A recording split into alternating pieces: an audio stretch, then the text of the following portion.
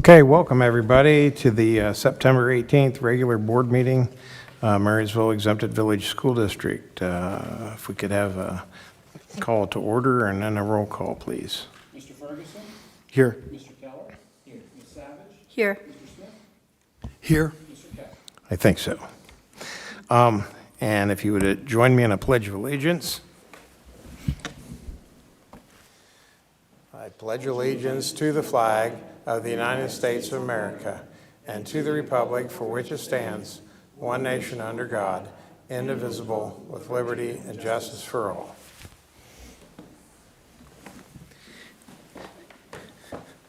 And then I need a motion to adopt the agenda as published. So moved. Second. Thank you. It's been properly moved and seconded. We adopt this agenda. Any discussion? All those in favor? Mr. Ferguson? Yes. Ms. Savage? Yes. Mr. Keller? Yes. Mr. Smith? Yes. Mr. Keller? Yes. And then we have Employee of the Month, and we'll turn that over to Mr. Howard. Thank you, President Keck. Public, did I skip that? No, it's next. Mr. Smith, you're out of order. Board, unfortunately, our classified employee of the month could not be in attendance this evening, but I think it's important to read this resolution nonetheless. And so it reads as follows: whereas John Fackelman is an employee of the Marysville Exempted Village School District, working as a custodian at the Early College High School, and whereas John has served the school district with much enthusiasm, dedication, and commitment in an effort to provide for the needs of the district, and whereas John has been nominated by his colleagues as Classified Employee of the Month, citing their nomination that John always goes above and beyond the custodial duties, whether it is fixing things around the building, getting balls off the roof, or hitting wasp nests with a PVC pipe. He is always willing to do what is necessary to keep the building up and running. He is always a treat to talk to and has an amazingly positive attitude. It is my pleasure to recognize the outstanding work of our custodian, John Fackelman. He is an invaluable member of our school community whose dedication, work ethic, and positive attitude make a lasting impact every day. John consistently takes on special projects and his unexpected tasks without hesitation. Whether it means arriving early, staying late, or stepping in at a moment's notice, John approaches every responsibility with reliability and professionalism. His willingness to help, even when away from the building, demonstrate a true commitment to our staff, students, and school environment. Beyond his hard work, John's positive rapport with both students and staff is what sets him apart.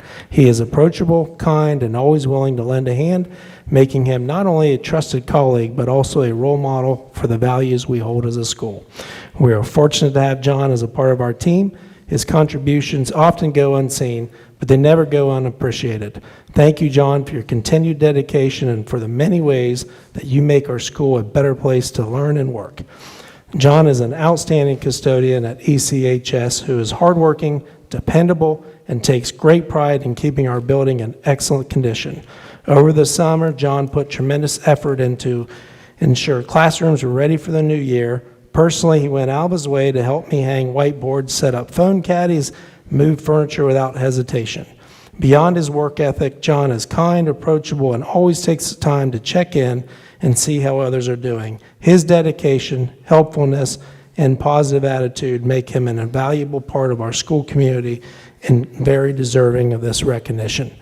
The Marysville Exempted Village Board of Education recognizes the dedication and commitment of John and does this with this recognition naming him Classified Employee of the Month in the Marysville Exempted Village School District for the month of September 2025.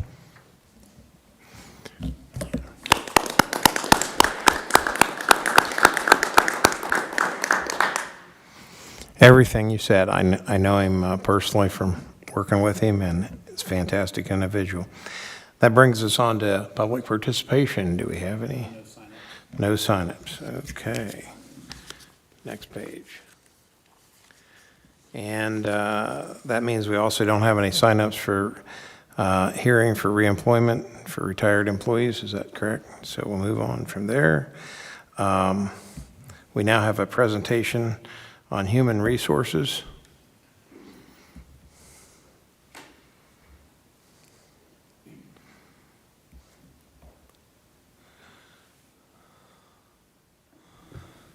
There we go. Thank you, Board of Education, Dr. Howard, and Mr. Johnson, colleagues, and community members. Normally, I don't script my presentations, but since I'm kind of still the new guy here, I figured I better, just so I don't go off the rails here. So, I'm Scott Phillip. I'm Director of Human Resources, and before I get into the presentation, I just want to thank all of you. A few months ago, you entrusted me with the opportunity to serve as the Director of Human Resources here in Marysville, and I'm truly honored by that. I want to acknowledge the leaders and staff who came before me as those who continue to work alongside me today. Their dedication created a strong foundation. Because of their efforts, I've been able to step into this role with clarity and momentum. I would be remiss if I did not point out two of the colleagues that I've worked with since starting in June who have carried the load since that time and helped me to get acclimated to the district. Sharon Gindelsberger and Deb Carpenter have both been instrumental in making sure that HR continued to move and then helped me along the way. I want to walk you through the journey of human resources in Marysville schools, where we've been, where we are today, and where we're going. Using the framework of the past, the present, and the future, I'll highlight not just the processes and policies, but also how HR supports our most important resource, our people. If we look back over the last several years, HR has managed a significant amount of movement in our workforce. HR has historically been rooted in compliance and adherence to regulations, making sure that every contract is aligned with board policy, verifying licensure, processing absences, and maintaining accurate records. This type of work gives us consistency, but leaves little time for innovation or proactive planning. Over the past year, we have processed more than 150 exits, transfers, and new hires. That includes teachers, classified staff, administrators. Every hire, every placement, and every transition shapes the culture of who we are and how we do what we do. There were challenges to this hiring process. I know you're all well aware of those. One of them is the labor market. Every district in Central Ohio faces the same challenges for certified staff. Those entering the fields of education at the university level are just not doing so in the numbers that is meeting the demand of our workforce. You couple that with an unemployment rate in Union County that is below the state average, and what you have when you combine those two things is you simply have fewer people to fill the positions. There were also internal factors that influenced the hiring over the past year, including but not limited to financial uncertainty, negotiations, and leadership changes. While those hurdles were real, they have positioned us to move forward with clear priorities and a renewed focus on recruiting and retaining the very best for our people. Currently, we serve and support over 700 employees across the district. With this, HR is responsible for handling every employee file, all license renewals, salary placements, hiring actions that come before you on a monthly basis. And it's the kind of behind-the-scenes work that seems routine, but it makes sure that we have a consistent process and one that allows our staff to continue to be successful. Right now, we're navigating three realities. The first, and you know this, the staffing is at the heart of what it of HR. That is what we need to do. We need to make sure we're putting the best folks in the positions. With that, we struggle and will continue to struggle to find special education teachers and related services to those. That is similar to every district in Central Ohio.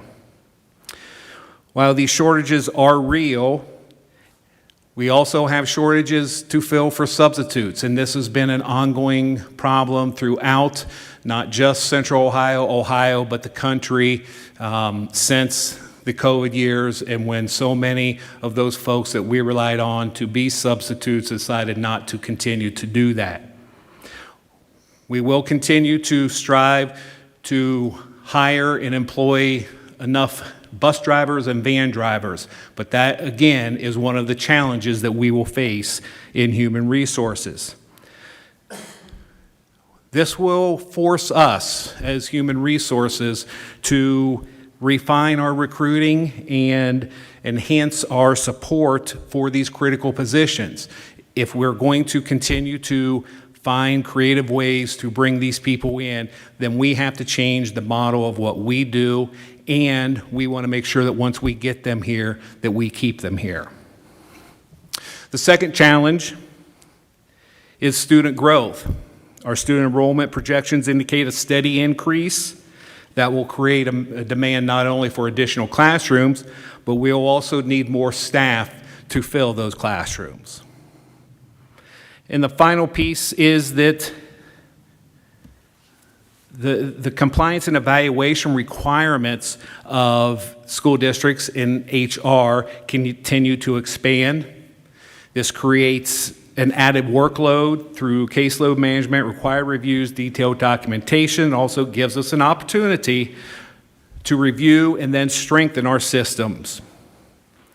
But alongside those challenges, we have real strengths. HR is building partnerships with our building leaders, and we continue to listen carefully, collaborate openly, and know when to step forward and when to step back, ensuring that our staff feel supported and leaders feel empowered.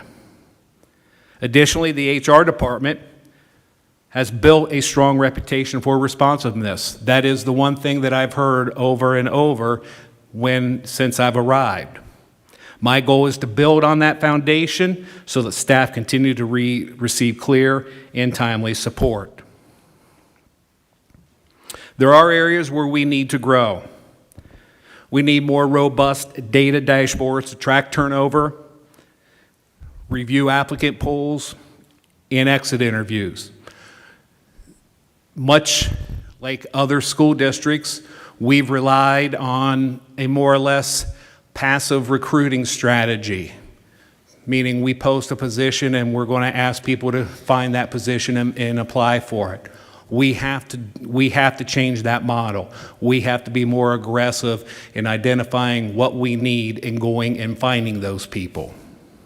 We need to move from, as I just said, we need to move from reactive hiring to proactive recruitment, and we need stronger, more consistent communication touch points so staff feel connected and valued.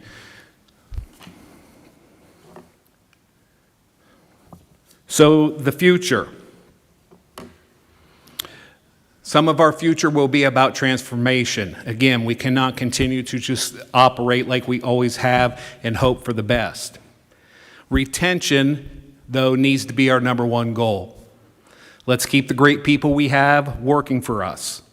How do we do that? Mentorship programs for all new staff, career pathways for staff, and expanded wellness supports are all on the table.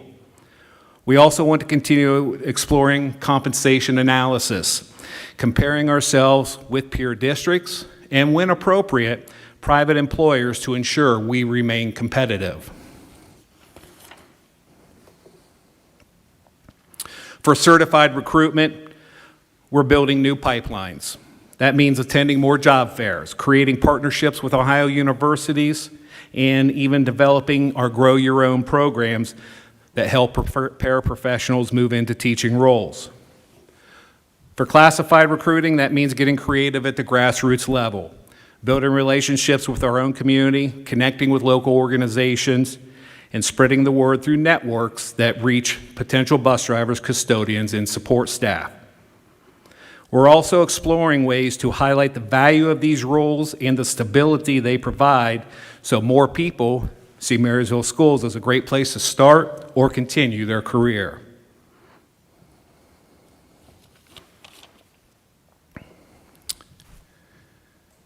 And finally, culture and relationships. HR must be seen not just as compliance-driven, but as a strategic partner in making Marysville Schools a great place to work. We plan to introduce HR updates, what we're calling HR Pulse, to keep staff informed. And we'll place greater emphasis on the employee value proposition that staff in Marysville feel supported, valued, and empowered. So let me close with this thought. Our HR journey is about honoring our foundation, strengthening today's practices, and building for tomorrow. When our staff feel supported and valued, our students will benefit directly. That's the real measure of HR, not just contracts and dotting I's and crossing T's, but it's the impact that it can have on students because of the staff that we surround them with. Appreciate your attention. I will take any questions that you might have. Thank you, first of all. I don't even know where to start. I was just a little curious on your job fair recruiting, campus recruiting activities. We've talked about that for a number of years, and we haven't ever really launched it forward. So I was just curious on your thoughts of it. So I think part of it's a great idea. Okay, let me start by saying, yes, we want to have a job fair where we invite people to come in and meet with us. The one thing that I have found with that, though, is that it's better if we go meet the people where they are. So that means that HR has to be a part of whatever is happening in the community.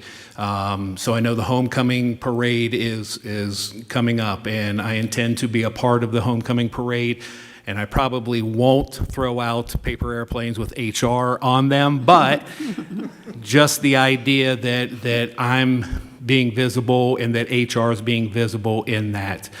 Trunk or treat coming up at one of our elementary buildings at the end of the month. Again, HR sets up there so that people can see who we are, break down those barriers for people to come in and talk with us. But again, we have to reach out before we can bring them in my opinion. I'd just like to suggest that maybe there's probably some staff members that would be interested in taking part in college campuses and helping recruit potential employees to the district. So I think that's a great resource that we could definitely leverage. And that is a model that I'm familiar with and have great experience with. Is it's not really about Scott sitting down across from our college students. It's really about those teachers and those administrators having the opportunity to do that. And so I absolutely agree with that approach. Great, thank you. Yeah, the last time I was in college and trying to find a job was over 50 years ago. And what are colleges, from 50 years ago to today, what are colleges doing to help you be able to identify people on their campus that we might be interested in? So I'll talk first about the online program. Everything is online at this point, right? But we do utilize a platform called Handshake, and Handshake is a resource that almost all universities are using in order to connect their students with potential employers. And it's not just a education-based platform. It is really across all areas of studies. So that is the one thing that we will utilize in order to connect with college students. The train of thought, that's what I see. You understand that because I'm, but that's the one way that we will certainly make sure that we're reaching out and connecting with them. You're welcome. Go ahead. Thank you. Thank you. Thank you for your presentation tonight. I have a couple questions. I know you mentioned a mentorship program. Could you speak a little bit more about that? Yeah, so part of the mentorship program will be connecting everyone that we hire with a trusted individual within either their building or within their department, so that when they have questions that they need answered, they have that comfort level. They have somebody to lean on when things aren't going well. And, you know, initially, it would probably, initially in the past, I've made it a volunteer program, but sometimes we end up with some type of compensation for those participants who serve as mentors to those people. And I relate this back to, you know, when I first started teaching back in 1996, which seems like forever ago, and you start doing the math, and when you go backwards, what is that? We're closer to the World War II than we are to something else. You know, that happens when you get to our age. And so I wouldn't say I was scared of my principal, but that is not who I wanted to go to when I wanted to ask, hey, I don't know what to do with this student, or I don't know how to handle this subject matter. You need a mentor for that. And that's easy in today's world for educators, for teachers, because we're required to do that. Where we sometimes drop the ball is those positions that aren't required to have a mentor. We need to provide that. We need to step up as a district and say, this is the person that's going to help you through.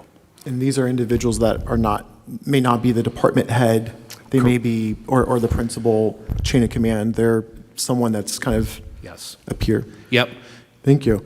For the compensation analysis, I know, like with special education aides, how do we fare, or have you had the opportunity to look at that, especially in the retention side of things, to maybe keep the individuals that have spent a lot of time in the district and know the culture here? And I know the students have great relationships with those aides. So how do we make sure we retain our special education aides? So two things. First, for Marysville, I'll be honest, no, I haven't had the opportunity. My hair has been on fire since June 2nd. Little hair that I have left. And so that is something that I will work on over the next few months and hopefully gain some better insight into that. How do we retain those folks? Well, compensation is always a piece of it, obviously, but it's not just compensation. It is feeling valued, feeling heard, the culture of a building, the leadership in the building. Those, in my past experiences, have played as big, if not a bigger part in people's decision to remain in those positions or to exit those positions. Typically, they don't leave Marysville or any other school district to go to another school district because they can make another 50 cents an hour. They leave because they don't feel supported, don't feel heard, and are not valued employees. That leads to my last question. How does the HR department, or in your role, kind of measure building morale or district morale, and then match those supports where they're needed? Through two different types of surveys, and then kind of a gut feeling type of thing. So we have always here, from my knowledge, done exit interviews of folks who are leaving. I think the bigger impact could be stay interviews, where we are surveying folks, and then we give them an opportunity to meet with us if that's something that they would like to do. You know, some people at the end of the survey, you know, there's a question, would you like for us to meet with us? If we get a yes, we want to make sure we go out and talk with these folks because they're going to provide us insights. And, you know, sometimes it's great, and sometimes it's not great. It's usually somewhere in the middle there, but we hope that helps those people feel heard, and then if changes do need to be made, the follow through on those changes if that's what needs to happen. The other piece to that is the informal piece of it, where I try to be as visible in buildings, meet and talk with as many people as possible. That allows me to gather data that not everybody wants to put on a piece of paper, and they'll share a lot more with you at that time. And if they have a complaint, they don't have any problem of flagging you down and letting you know that too, which is good. If they feel comfortable doing that, that's great. Well, I thank you for your time and I know it's been a busy season onboarding and getting this year off, but I do thank you and your team for your efforts. Thank you. Thank you very much. Thank you. Appreciate it.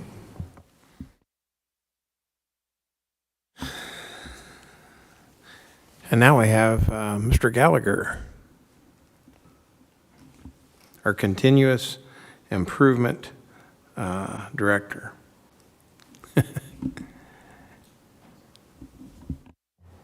There we go. Give me just a second.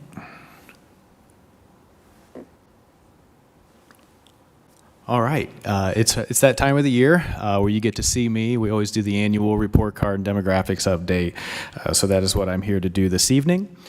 I'm going to try to walk and chew gum as I follow my notes here and also advance the slide deck. So I'll give you a district executive summary of how we did on the Ohio local school report card. And I'll get into some of the achievement and gap closing details, and then I will finish out with my annual demographics update as well. So let's talk local report card. So overall, Marysville schools achieved a 4-star rating. We had 4 stars for achievement, 2 stars for progress, also known as value added, 5 stars for gap closing, 3 stars for K through early literacy. Our graduation rate was rated as 5 stars, and for college, career, workforce, and military readiness, we earned 3 stars. And that is a first-year indicator for the state of Ohio. So that data has been available, but it has never received an actual rating. So this is the first year for that rating. Just a couple of highlights I wanted to point out. We had 1 5-star building, which is Edgewood Elementary, and I wanted to give a big congratulations to their staff and celebrate their hard work, because this is the 3rd year they've been a 5-star building. So that's not just, that's not easy to do. So big kudos to them. We also had a few 4.5-star buildings, including the Early College High School, Creekview Intermediate School, Mill Valley, Raymond, and Northwood. And just based upon, where we're at as a district at the present moment, we're going to be putting a focus on value added in the upcoming school year. All right. In terms of achievement in language arts, we had a mix of performance overall, but I did want to point out and give some kudos to Bunsold Middle School, because we saw some substantive improvement in language arts at the middle school. In mathematics, we saw a similar trend, kind of mixed performance, but we have seen significant progressive improvement in the high school mathematics space over the last few years. So great work going on amongst our high school mathematics staff to make pretty significant changes. And we've also seen significant improvement in the science domain, at grade 5, 8, and in biology as well. In terms of annual measurable objectives, so AMO is basically your performance index points for particular subgroups relative to the targets that the state of Ohio establishes in language arts and mathematics. And, I think this is maybe the 4th year I've done this, or 5th year I've done this. So for the 4th or 5th year in a row, I can say we've met all of our annual measurable objectives for all of our subgroups in language arts. Just one area that we are keeping an eye on is our English learners. So as that population grows, and I'll talk more about that in a minute, we're presented with growing challenges, and we're going to rise to meet those challenges like we always have in this organization. Additionally, we saw a similar pattern in mathematics. So we'll be focusing on continuing to improve those mathematics outcomes for our English learners as well as our students with disabilities. So those are a couple areas we're keeping an eye on. Okay, let's talk demographics. So who are we as a school district at Marysville Schools? Like I said, I've been doing this for a little while. So it's kind of been interesting to see how this has changed over time. So if we go back to the 17-18 school year, we had almost 5,200 students in this school district. And today, as of September, earlier this month, we had just over 5,500 students. Now, one thing I do not have included in that number is our preschool population. So we just acquired some new preschoolers here at Marysville Schools. And as of September of this year, we had 209 preschoolers. So I have them separated out of that value. And moving forward, so 1 year from today, preschool will be incorporated in all of our demographic data as well. So that way we have some comparisons over time. Our English learner population continues to grow, right? We've continued to see substantial growth amongst that population starting 3 years ago, and we're continuing that trend. With regards to the longitudinal student ethnicity, Hispanic students continue to be our largest group of minority represented students here at Marysville Schools, and that's our teal bars right there in the middle. And then I give you a proportional look on the next slide, so you can actually see of our students that are minority represented, about 44% of them are students that are Hispanic. In terms of students living in non-traditional families, and that includes young people that live in single-parent homes, children living in kinship, or children living with foster parents, et cetera, that rate has started to level off a little bit in our school district. But what I wanted to point out is that rate is commensurate with our district population. So it's always been about 24% of our students over time. When we look at the number of students that are reported as homeless within Marysville Schools, that number has been consistent the last few years. And when we look at students that are receiving free or reduced cost lunch, we did see a significant increase in that population last year, but we're on a slight downtick. But just one thing I wanted to point out is that, from last year to this year, that rate is commensurate with the fluctuations in our overall attendance. It ends up being about 24% overall. So let's talk gifted. So, per our last review of our gifted data, we started to see some changes, right?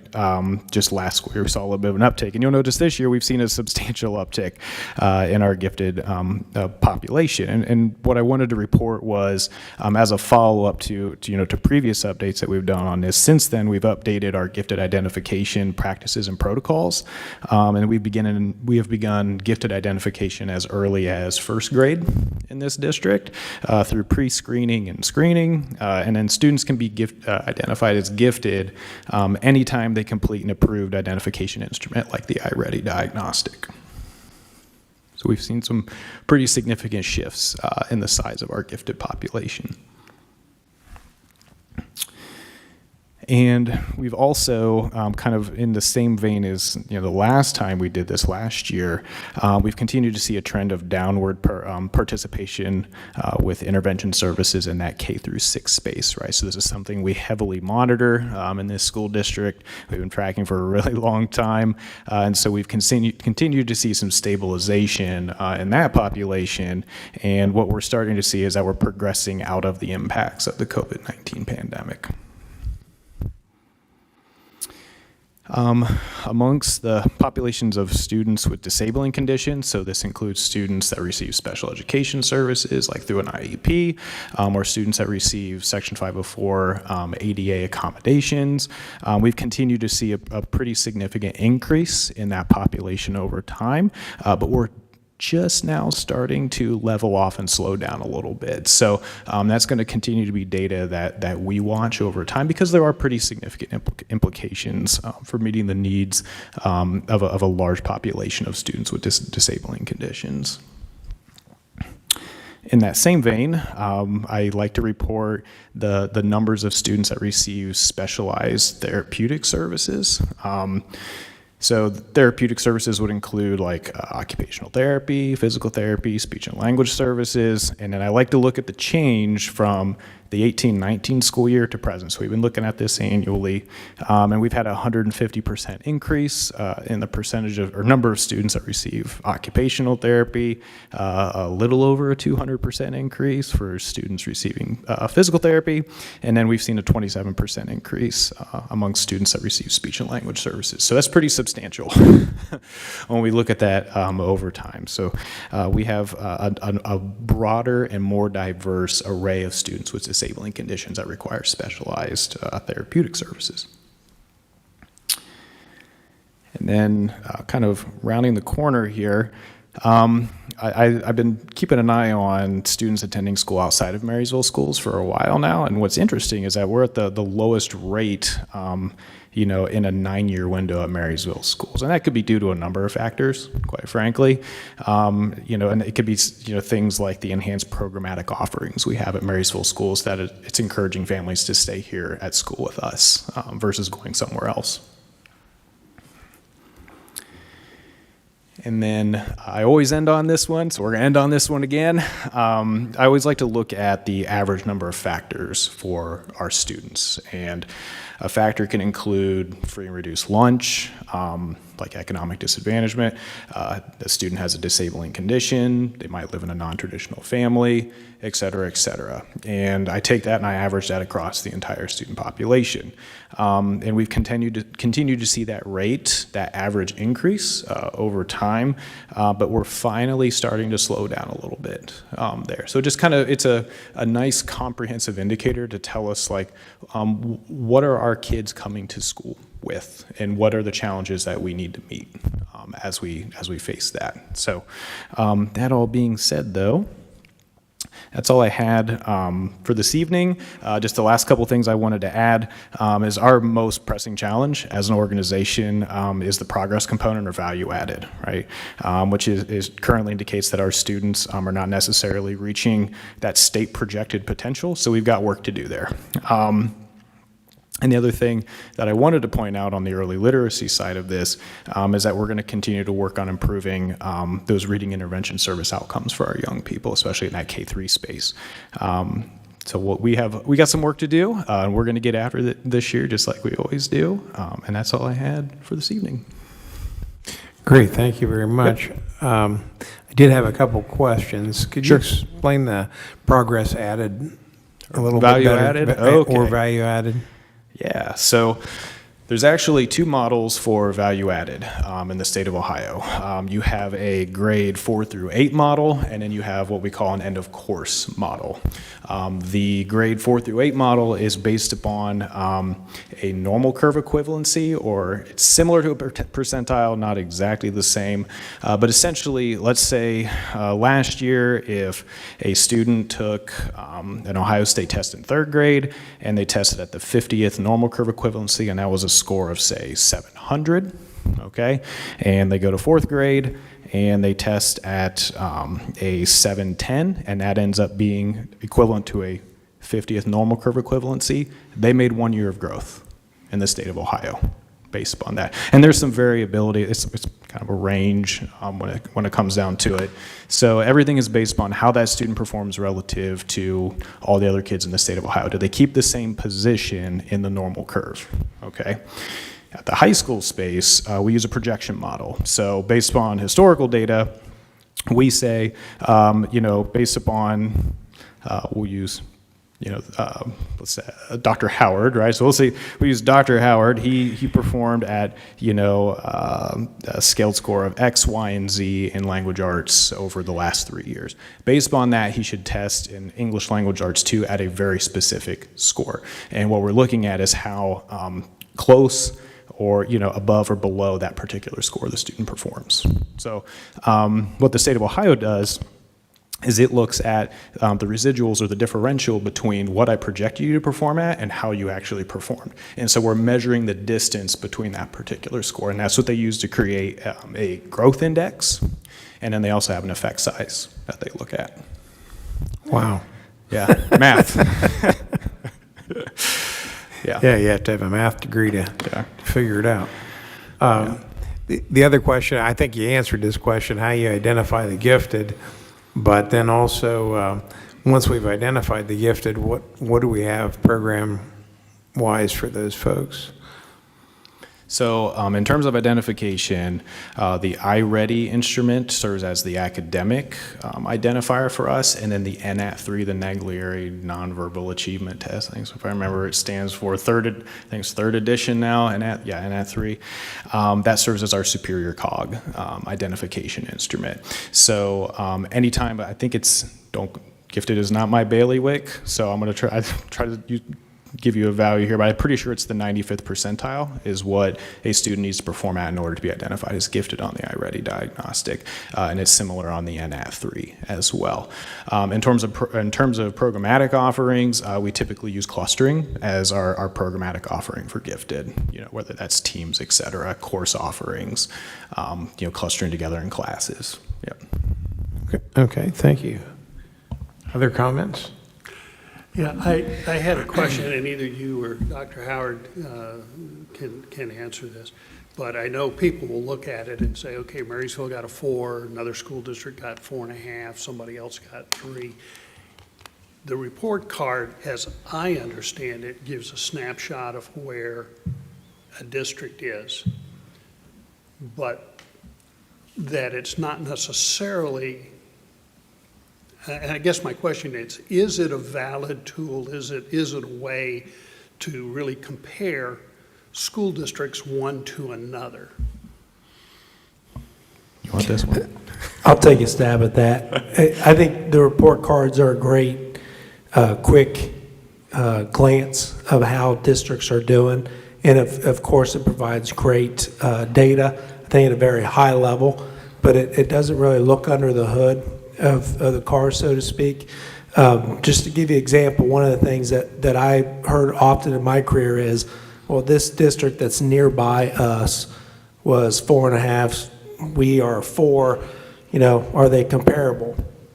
And it's very rare where you would actually have comparable districts that the state would say it's apples to apples, right? Like the state does provide metrics that can allow you to compare comparable schools to us, but to simply look at the overall report card and be able to compare this district's a 5, this district's a 4.5 or 4, it's not really meant to be provided in that manner. That would support that. Yeah, I guess I've always, working as a teacher, I know, I'll use our non-English speaking.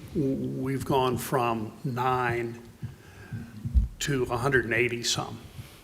And, that's a factor. Not every school district has non-English speaking populations. And districts have different economic circumstances within their community, and we know economics makes a difference. And district resources. Some school districts have a lot more resources, and that, I think, can also be a factor in there. So, thank you. Yeah. Thank you for your report tonight. Quick question. Can you just define English learners for everyone to have the same definition? Yeah, it's a great question. So to be an English learner, you are administered the Ohio English Learner Proficiency, or Ohio Assessment of English Learner Proficiency, OELPA, yeah, OELPA. And there's a screening instrument, and based upon your performance on the screening instrument, you'll be identified as an English learner. Typically, young people that are English learners struggle from a conversational English standpoint, so just general communication.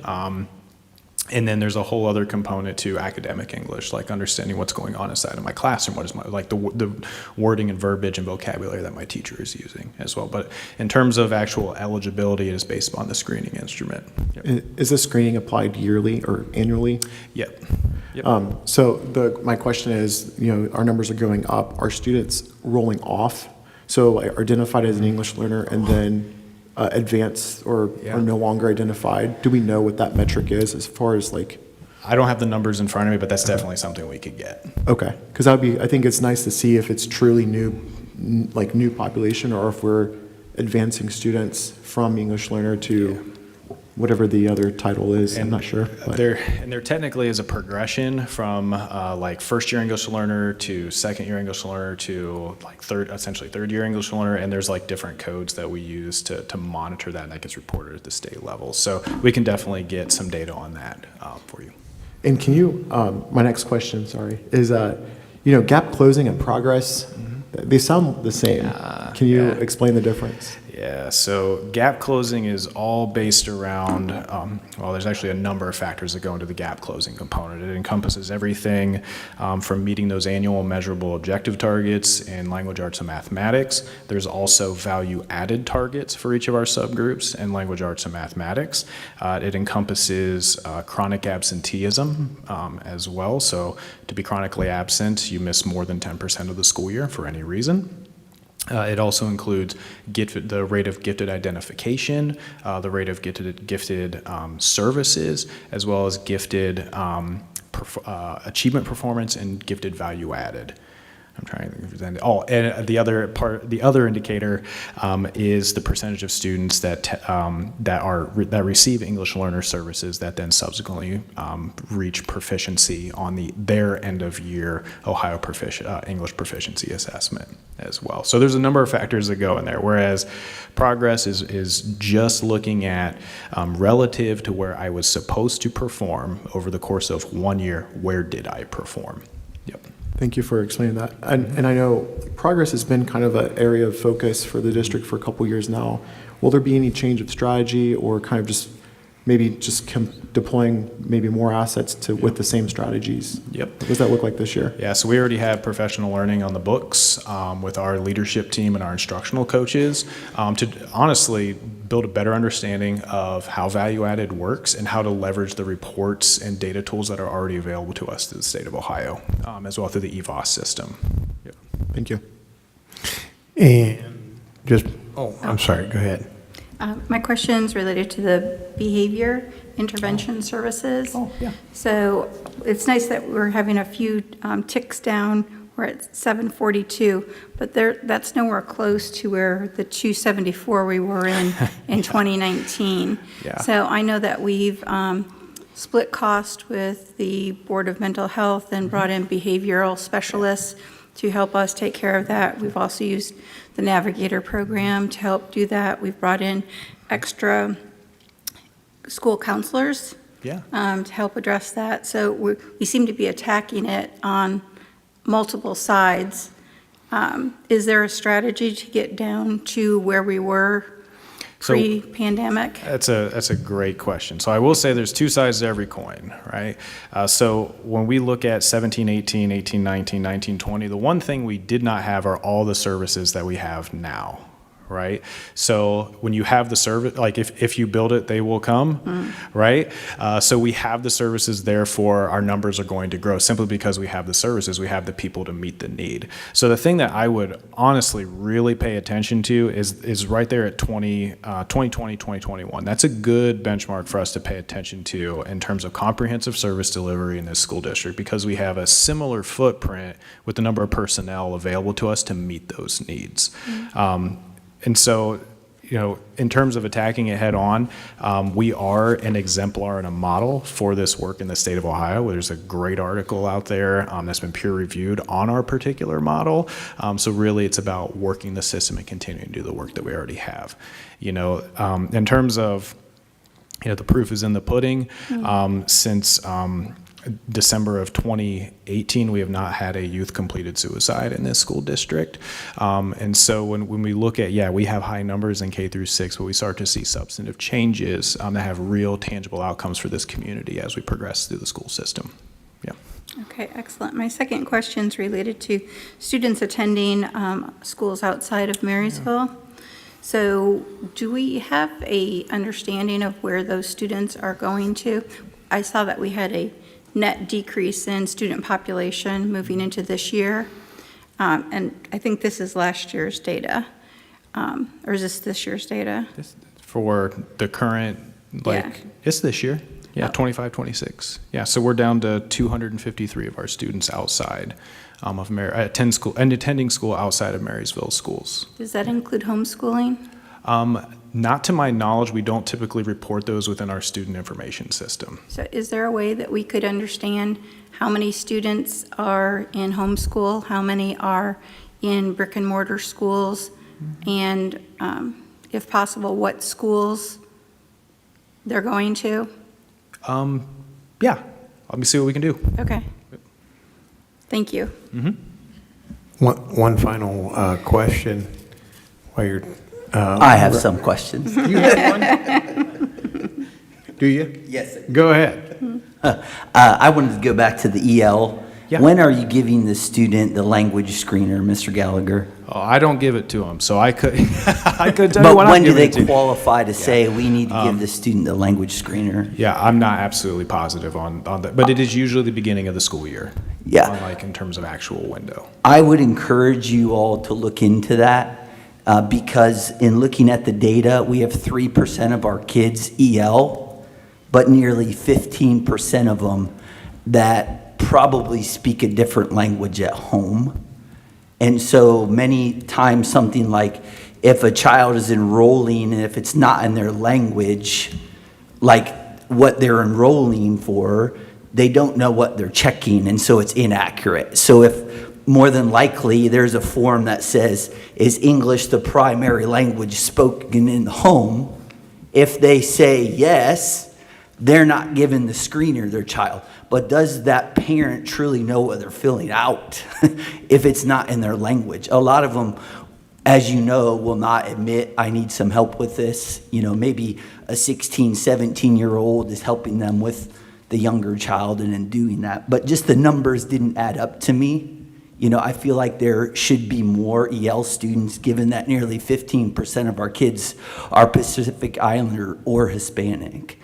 And only 3% of our kids are EL. And yes, kids graduate through the OELPA, and maybe they've been in school here for 9 years, but just the numbers didn't click for me. Okay. Something I think you should look at to see, are we meeting the needs of our families and kids when they're enrolling? Just taking some notes here, so duly noted. The other question I had, disabling conditions, IEP and 504, we have 1,488 kids. That's about 26% of our population. The national average is about 15%. And, I know we have supports in place when the students are there, but I guess my question is, what are we doing more before our kids get there, to increase that 26%? So one thing I'll say about Section 504 plans is anytime an individual has a qualifying condition, and they require accommodations due to a substantial limiting life factor, we have to provide those accommodations legally. So it's not as straightforward, I guess, as identification for special education services. And those numbers are substantive. I don't have them right at my fingertips because they're combined, but I could get you those. So there is a legal requirement that we do provide those accommodations. To give you an example, a student with diabetes has a Section 504 plan because they need glucose management and insulin management.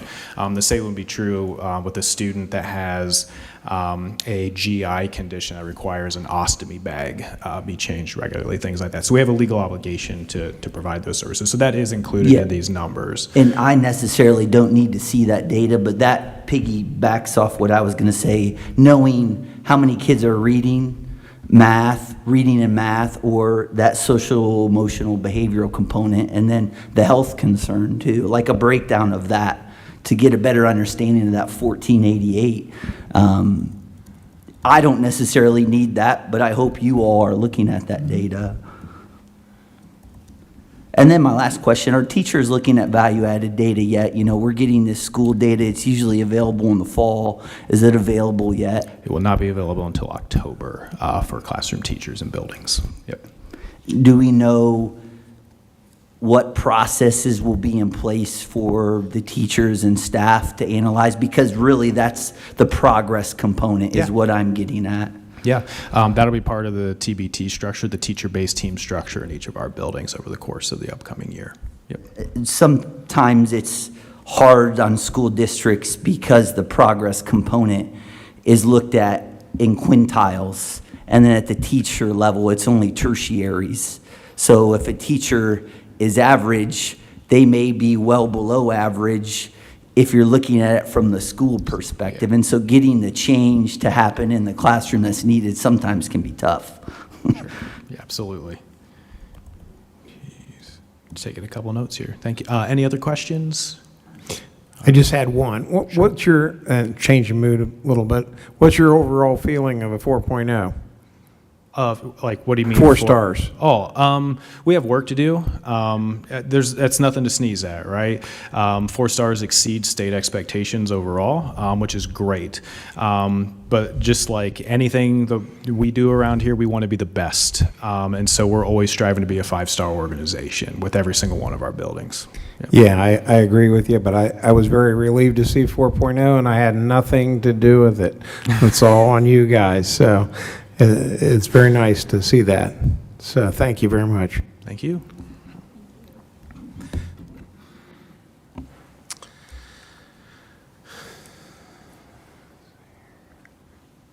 Are we up to athletics? Yeah. Eric, music. Yes. Good deal. Well, first off, thank you for having me and having this opportunity to speak to you tonight. Just to let you, I am here to speak. I want to make sure you guys are notified. The freshman football game right now is 26-6 over Hilliard-Davidson. So we are in a good spot right here in the fall. That's our update here on campus. I'm sorry. Anyways, back to Marysville baseball softball update. Well, you know, I've been here. I was looking at my watch and my date. You know, I've been here about 45 days. So it's been a lot of learning and on the run. Hit the ground running. I'm going to say, you know, Mr. Howard here has been very influential with me. Mr. Philibom, all these people that have been very helpful moving forward. The first thing, if I can get this. There we go. What exactly are we talking about here? Just like the other presenters here, they talk about everything evolving and everything growing from here on out. We're talking about adding synthetic turf for the infields for both softball and baseball facilities. You know, obviously having proper drainage, all those type of things, you know, safety, our number one concern at the end of the day for our students here. And then also having a professional design behind it. This is kind of this is from the MOTS group. This is their photo of what it would look like from above. As you can see here, I will have some other photos here at the end to share what it currently looks like and what the state we're at. So this is kind of an, you know, from a drone view, what it would look like. The big thing, the cost. That's what everyone is concerned about. So if you go through, I kind of took a little section here off of what the proposals were, what we priced out to look what was the best strategy. You know, I mean, do we need the Cleveland Indians turf? Probably not. You know, do we need the Cincinnati Reds? Probably not. How do we find something there in between that's going to be durable, that's going to last as long as it possibly can, and get the best bang for our buck? If you were to add both costs together, would be roughly around a little over $600,000. Okay. That's also everything that includes warranties, drainage, leveling, all the good stuff that goes along with it. MOTS has been used across central Ohio states, bordering states. They are being used in the college setting. So they are doing from football fields, they're doing to infields, anything, practice fields. They're doing practice fields in Dublin right now. They're putting in turf practice fields just for all their extracurricular activities right now in Dublin. They're building them right outside their stadiums. Where will the money come from?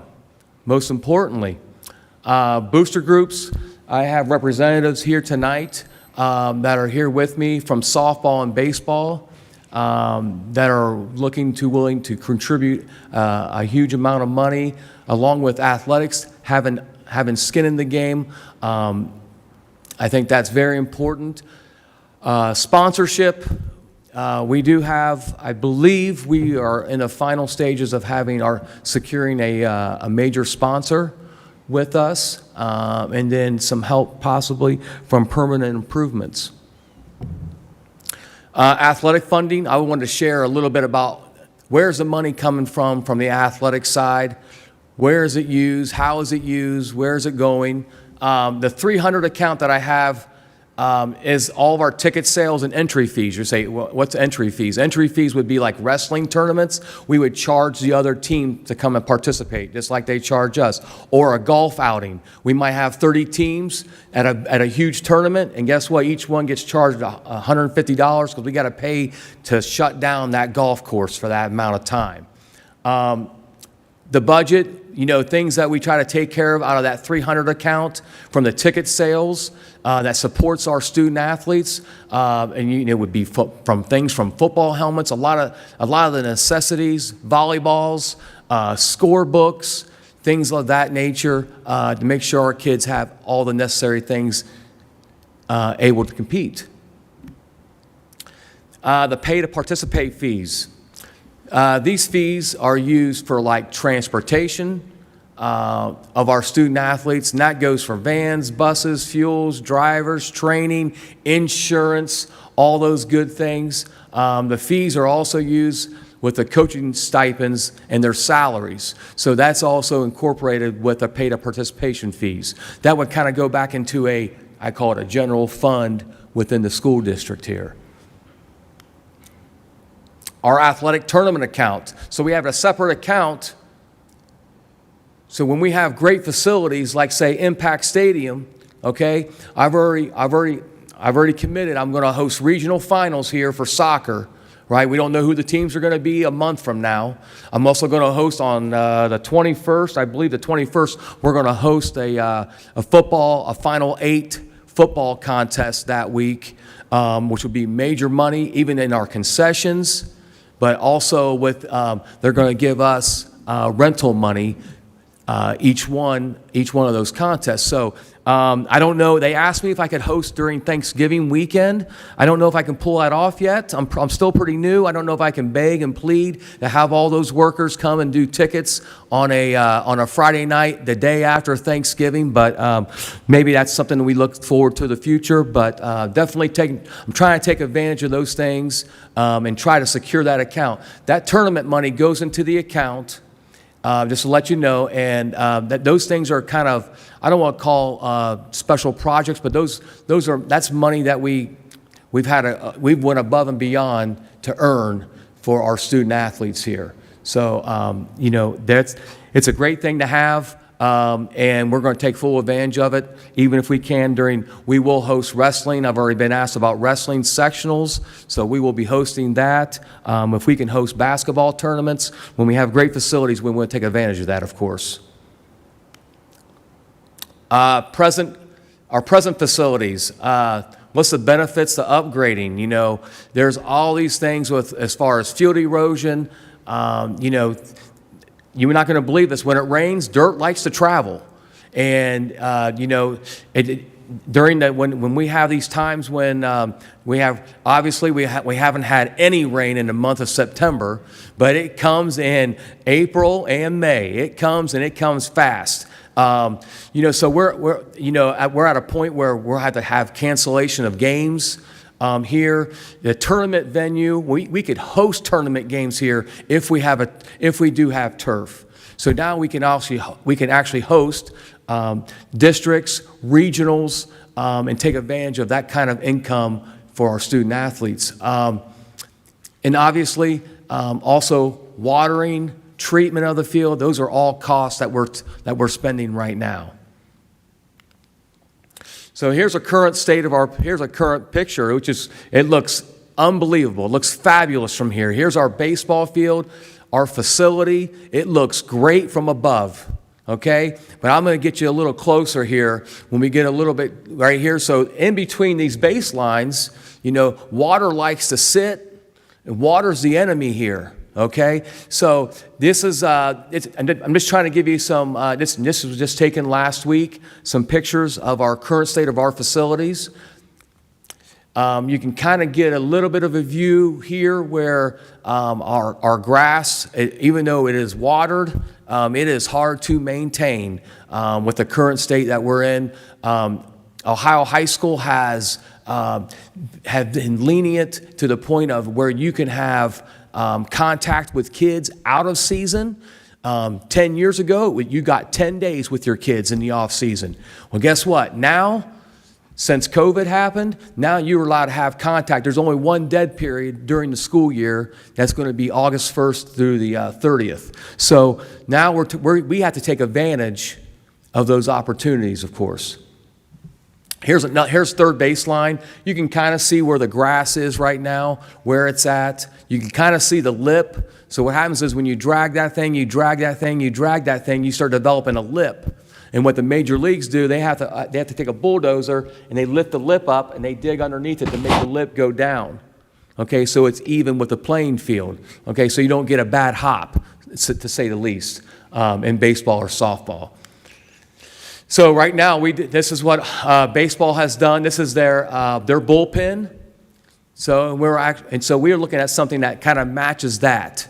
You know, we've already got part of that in our stadium, and now softball just put it in theirs. I want to say probably about 40 days ago. Just went ahead and turfed their whole batting cage area and warm-up area. Okay, so here's a picture from the stands. I took a picture here so you can kind of see where the erosion is happening. The red brick dust does help as far as drainage, collection, but as a drying agent. But you can obviously you can see, you know, that's supposed to be a half circle there, and you can see the discrepancy there. Here's out by shortstop and third base. Same thing you're having, and then you're having with the dry weather and things of that nature. So just makes it tough on everybody. And you can actually see the lip on the back left here below the softball. You can see where you've got a pretty big lip right here with dirt. Here's another picture, just to kind of give you a sense of where our facilities are. Here's what softball just did about a little over a month ago. Just put in brand new turf for their hitting facilities and their warm-up areas for their pitchers. Looks great. I mean, it looks so brand new. The new concrete right there. Got all new nets, all new poles, and did a great job with that. Benefits, long-term and savings. Now I'm taking some of these words. You can see they've been looking at this and, been priced out since 2017 to 2020. Now, prices are just, they're building every day, as we see. I keep saying that the potato chip bags are getting smaller and the prices keep going up. This is definitely, with inflation, we like to, try to get at it now, if possible, and look at what we can do moving forward. Potential revenue, taking advantage of that with tournaments, with other outside entities. Our youth would be able to use those fields more because we would feel we don't have to worry about chalk and whether the field's playable or not, or whether they can practice. So that would be huge for our younger kids. Also, taking advantage of the mobilization efforts. The field reconditioning schedule is for every 4 years. The last round was roughly around $32,000 for the varsity fields. Okay, so that's every 4 years. So all that stuff goes into accountability. Right now, I hate to use, I'm just trying to give you an example. Dublin Kaufman right now is all the Dublins are putting in right now turf fields on their baseball and softball, and they actually gave us their dirt to put on our infield. They actually dumped some off here, right outside our facility. So, but I just want you to know they're a bordering school district here. We're not trying to compare stars here or whatever, but we're just looking at it here from abroad. Also, just the cost, I think just to look at the labor, fertilization, got to spray for weeds, Roundup, all that stuff, chemicals, chalk, diamond drying agent, red brick dust, all that good stuff. You wouldn't believe, but it definitely adds up. And thank goodness we have great boosters here that have been able to help with those kind of things here in the present and in the past. So, I'm sorry, wrong way. There we go. What questions do you have for me? Is there any questions I can answer, or anything that maybe I left out? I didn't want to put a novel up here in front of you, but I kind of wanted to get it to you, get some eyes on it, and then if you have to think about it, you can always ask me questions later, or what we're thinking. First of all, thank you. Yeah. Thanks for putting it all together. I guess my question would be, what kind of manpower does it take to water and treat those fields throughout the summer? Sure. Yeah, we have to pay people to go out and maintain those sprinkler heads, all that kind of stuff. Spraying for weeds, that's obviously it's a maintenance cost that comes through our school district. Then it goes outside, like the 32,000. That has to be. It has to be done to keep things, because we don't have full-time baseball field maintenance field crew. So this is that's why it's on a rotation for every 4 years, and that would be this would eliminate those type of things. And be beneficial for our student athletes. Right now, and just to prove like the safety part about it, there's really not a lot of maintaining. It's basically just, you have to rake it to refluff I guess you would call it refluff the turf. We do it every Friday here on game day of football. I have to wait for them to rake the field on football Friday. Then I can set up the field. Usually it's after lunchtime here, and get things ready to rock and roll. So, but that's about the only thing really as far as maintenance. Sometimes the baselines are the ones that get worn out the most, obviously, because it's where the most traffic is. And if you had something like that, I think right now we have to restrict what we can offer to our community because it's so dry, and this would open a something that could be special for us. Okay.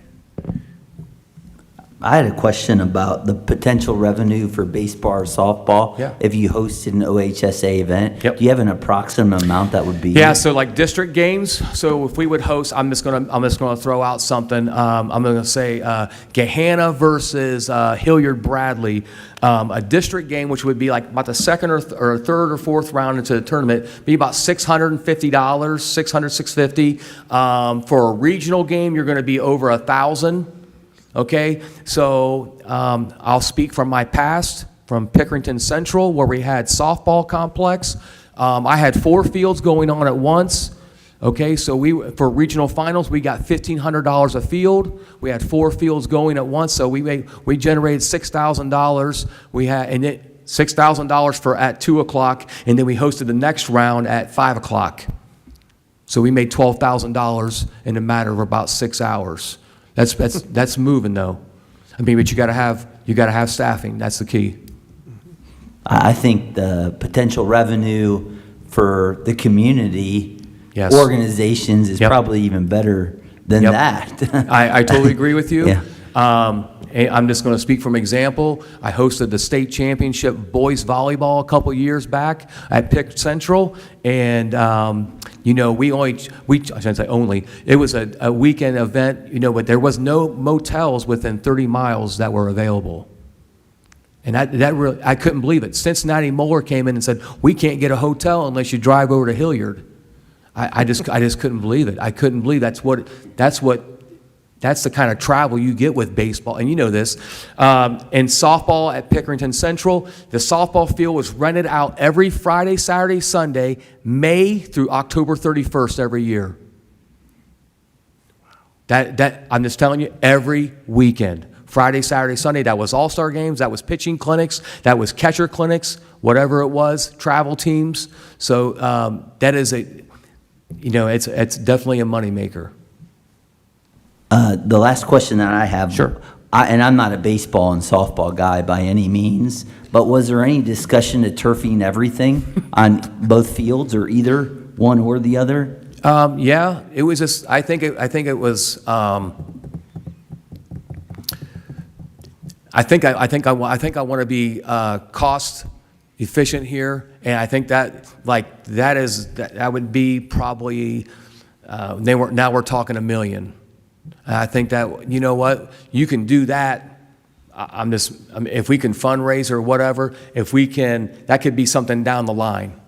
Is something I would look at. We can make revenue and then take that revenue and then, earmark it and say, hey, this is what we're doing 3 years from now or whatnot, and finish the whole thing off. Yeah, I agree. I just think about like those late February days that are upper 40 degrees. No doubt. And if you're a baseball and softball kid, like you could be on the entire field. That would be amazing. Yeah, not just our teams, but our community could be on that field. Not just our teams. The community. We're talking third graders all the way up. So, I have had requests already for, men's travel teams, and they want to rent stuff up. We just got to take care of our kids right now, and our kids with the grass field. It just makes it a little tougher because grass, when it's dry, does not want to stay in the ground. But yeah. And by asking that question, I was not suggesting we needed to do that either. Oh, I'm all for it. Trust me. I'm all for it. Related to funding of the project, you had mentioned the 300 account balance. So how much is in the 300 account? And pay-to-play fees, I thought that would split up by sport. Like each sport keeps their own pay-to-play fees. Is not accurate? Go ahead. Yeah, I'll speak to the pay to participate fees. They can be tracked separately, but they're not handled separately, so to speak. So they all go into the general fund. So we do track them and keep track of them separately, but it all goes into the general fund. And because they're only offsetting the cost, they're not fully offsetting the cost. They're only partially covering the cost of coaches and transportation. So it's only really covering just a portion of those costs.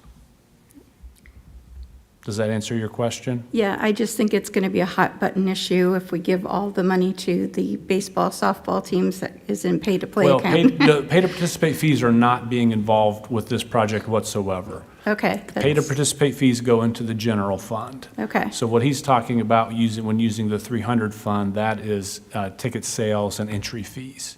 Okay. So two totally separate buckets of money. Okay. And so how much is in the 300 account and how much is in the tournament account that you can contribute towards this project?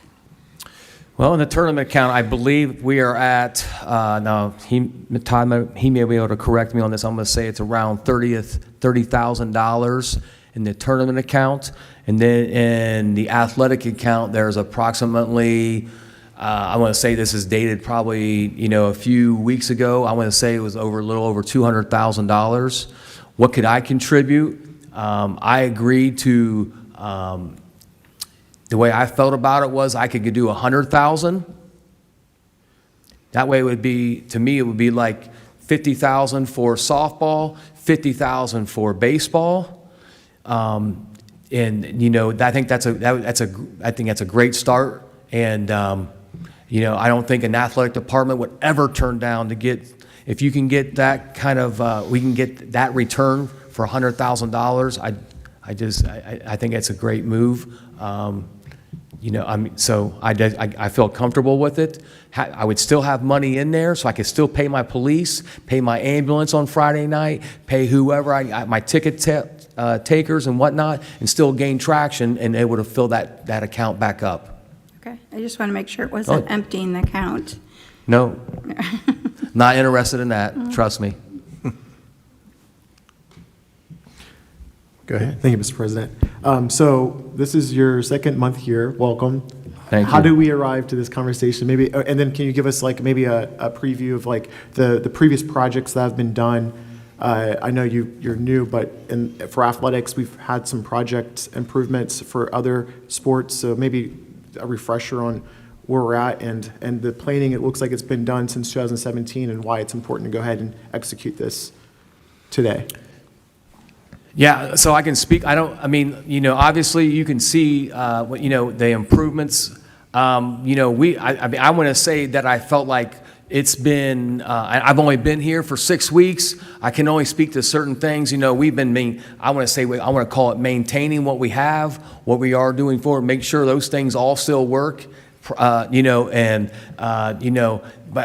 to say that, like I said, I don't want to speak too much to the past because I wasn't here, and I don't want to speak to how that was handled or the financial situation, but I feel like, this, I guess in this current state where we're at, the kids, obviously, I know it can be a touchy subject with money. I know that, but I feel confident that we have 3 or 4 entities that are willing to invest in what we got going on. They feel that it's important. I'm going to tell you, if you drive by our fields every day, right now at 3 o'clock, they're full, with our kids, and it looks like a dust cloud out there. And there's just no way getting around it right now. And, so how do we get to this point? You know what? The evolution, when this topic came up maybe a month ago, I went ahead and did a survey and found out what schools are getting it right now in our league. If we're playing, we're going to play apple to apple, who's getting it, who has it, who's got it on plan, so you have schools like Big Walnut, Groveport, the Dublins are all getting it right now, so you're looking at, I think we were looking at out of the 34 schools in the OCC, I think there was probably about around 16, so we're almost half, okay? But there's also been six added within a year. So next year will be another 6. The next year out there, it'll be another 6. And then you're talking almost 85%, 90%. So this is, the evolution of athletics, and, I guess if Michigan builds a big locker room, Guess what? Ohio State will probably build a big locker room. I'm not saying that we have to follow that, but but with the evolution of where we're at in the world of athletics, we want to stay competitive and be able to put our kids in the best position to compete and do it with I guess the most price friendly we can, and do the best. I'm sorry. Go. I'm going to answer your question. Sure, Jermaine. So I just happened to pull this today. Sorry, I didn't want to. You're good. But it feels relevant to go through this if that's okay. Yes, please. So in 2017, we rebuilt the tennis courts. In 2019, we renovated, I'll just say renovated gymnastics equipment. We did that so that the gymnastics team could occupy that space for practice and competition at ECHS. In 2019 also, obviously, we did Impact and Drive Stadium. That would include benefit to football, soccer, track, lacrosse, and the band. Obviously, community events as well.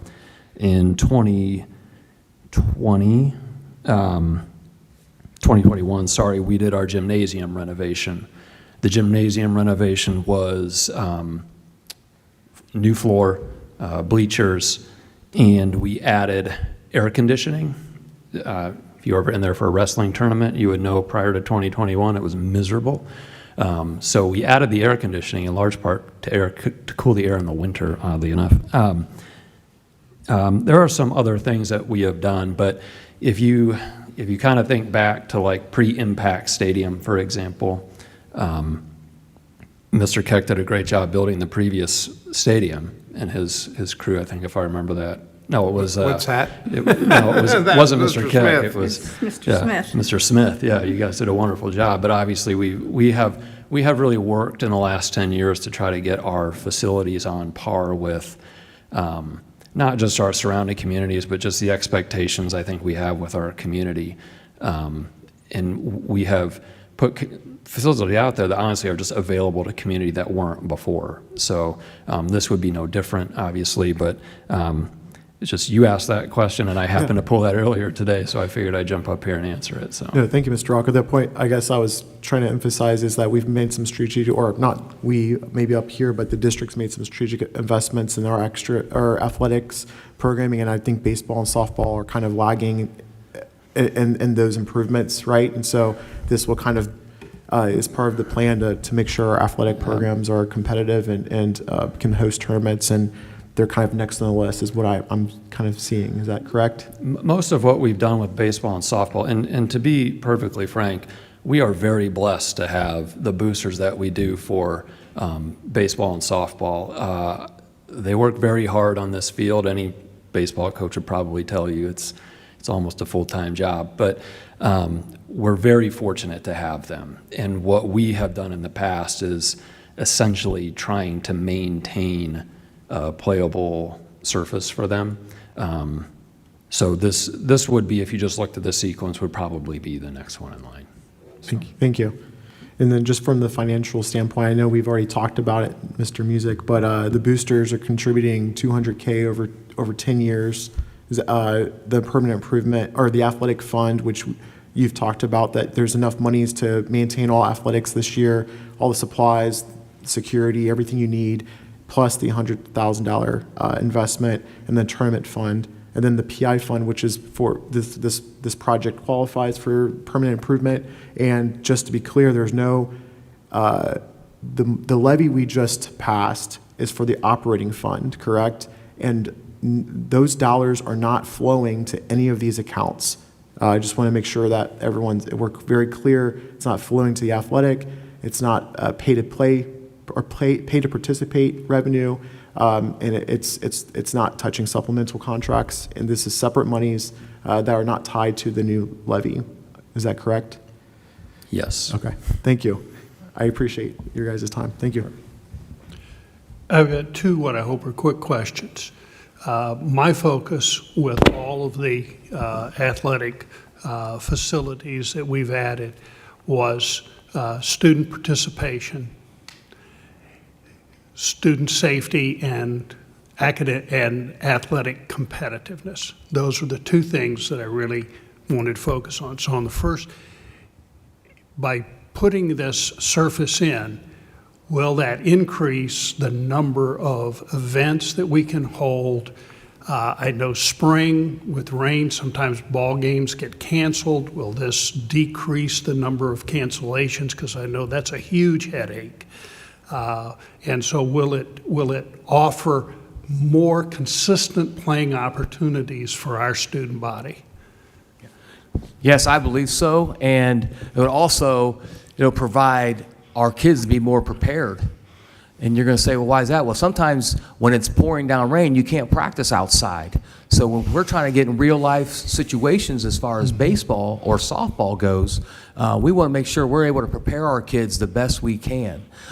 That's, you can have the hitting facilities, things of that nature. Those things are great, but there's nothing better than hitting ground ball to second base and turning two or throwing it to home to get someone out that's tagging on a tag up. So those are real life situations. So yes, and also with the way that it's with the synthetic turf, you wouldn't have to worry about, the only danger you would have to worry about weather-wise would be lightning, and that's everybody. You can't escape that one. Right. So, so that's the one thing. That's the only thing I could see that would hurt us. So yes, participation level up, more playing, more experience, and when we don't have to limit the field as much as far as use. Okay. The other thing, when I started coaching a long time ago, everybody was playing on grass because this wasn't an option. And as artificial turf became available, and we started to play occasionally, particularly in tournaments and so forth, there's a difference in the way that balls bounce, the speed of the game, the way things react, and so forth. And so I think that it puts us in a more competitive situation, our students in more of a competitive situation, if they can play and practice on the same kinds of surfaces that they're going to be playing on when they go to away games, and particularly when they get into the tournament season at the end. Am I correct in that? Do you share that? Yeah. So, for instance, just as my example earlier about football, I'm going to host on the 20th, which is awesome. If I had grass field, they would not take us. Okay? So you have to have turf down in order to host a district or a regional tournament game now here in Central Ohio. So that is huge. And I don't want to say the teams that already have it, I don't want to say the rich get richer, but this is definitely something that I think it's a benefit all the way around, from our student athletes all the way to our, our potential income for our student athletes. Yeah, thank you. I know there's one more question. I'm Sure. sorry. You've been up here for a long time, and I apologize. We have an agreement tonight to vote on later. Is there any risk with contingencies of increased pricing, or is this quote pretty firm? I think it's. So included in what you have in front of you is both design and allowance, contingency allowance. So it's included within that. So there would not be any anticipation it would rise above. It's almost as a not to exceed with the allowance included. Thank you for that clarification. And then I had, before you run off, maybe, I don't know if it's yours or Todd's, what's the school board's investment from the PI fund, without any, what do I want to say, sponsorships? What would the investment in this project be? Yeah, from the PI fund. Well, so the PI fund will be funding all of the costs up front, with the exception of what's coming out of the athletic budget. So the athletic budget will be able to kick in their portion immediately. The PI fund will cover the rest immediately, and then the booster and also, as well as any potential sponsor opportunities, would be spread out over a number of years. But over 10 years. over what 10 years. Are we at 200,000, 300,000? I'm not sure. Yeah, I can, thank you to the boosters, because it's a great pledge, and it allows us to create better opportunities for our kids. So our softball and our baseball boosters have graciously pledged $100,000 each over 10 years. Okay, yeah. And then in conjunction with the athletic budget monies that Eric can devote toward this, or Mr. Music, that'd be a $300,000 commitment. So I think what Todd had explained is we would cover the cost up front, right? But there would be a reimbursable amount up to $300,000. Okay, so basically, we're doubling our money, is what yeah. I was getting at, I guess. Sorry, I didn't know where you were coming from. Yeah, and I don't know that we're going to be able to do that at some foreseeable point in the future. Those funds tend to go elsewhere if you don't use them, so.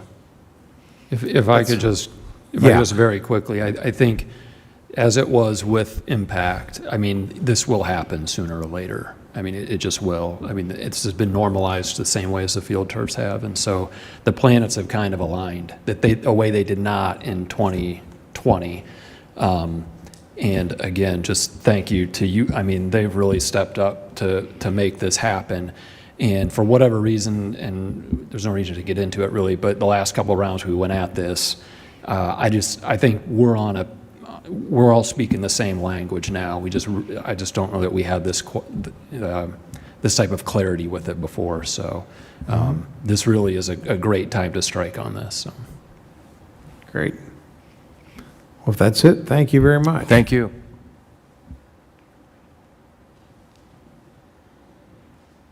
And we're up to the superintendent's report. All right, thank you, board. Just want to highlight a few things. One, there's been a committee made up of local stakeholders that have gotten together. We're very excited about this to help sort of beef up the homecoming week that's coming up. So there will be October 1st, there's going to be a parade downtown. The parade starts at 6 p.m., and that is 6th to Main to Elmwood to the fairgrounds. The homecoming football game will be held against the Olentangy Braves on Friday, October 3rd. That'll be at Impact Stadium starting at 7 p.m. Very excited to share that there is a large group of local businesses that are planning to allow our students, so grateful to Coach Kim Armstrong and the cheerleaders, because they're going to paint what is now up to 24 uptown business storefronts. I'd like to thank Kelsey Takich for helping organize that too. Boy, we also are working with the city to hang banners and paint paw prints along the portions of the parade route. Our Monarch Athletic Association and Quarterback Club are helping with these initiatives as well. If you're an old timer like me, you'll remember that there were the paw prints and the banners downtown, and it really kind of marked homecoming. And we're excited. There's a group that's really working to make this special again. I'd like to share an enrollment update with you. As you've heard bits and pieces, but from September of last year to September currently, we have 45 more students enrolled this year. However, our K-12 enrollment has declined over the past year, but with the addition of 211 preschool students at MMA, or Mini Monarch Academy, we're slightly up in our total enrollment. And I thought you might like to know we have 69 students that are enrolled at the High Point Career Center for this school year. I would like to share a brief SRO update with you, board. As you know, we have Corporal Jason Boy at the Early College High School. We have Officer Paul Lewis at Marysville High School. We have Officer Eric Collier at Bunsold Middle School, and then Officer Steve Hardy at our elementaries in Creekview Intermediate.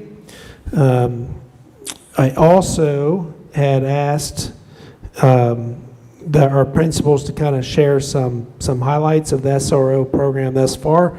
At Raymond, they shared that our Union County Sheriff's Office has had an officer in Raymond to present their lessons to our third grade students already. He's delivered the first lesson and is on schedule to present a few more.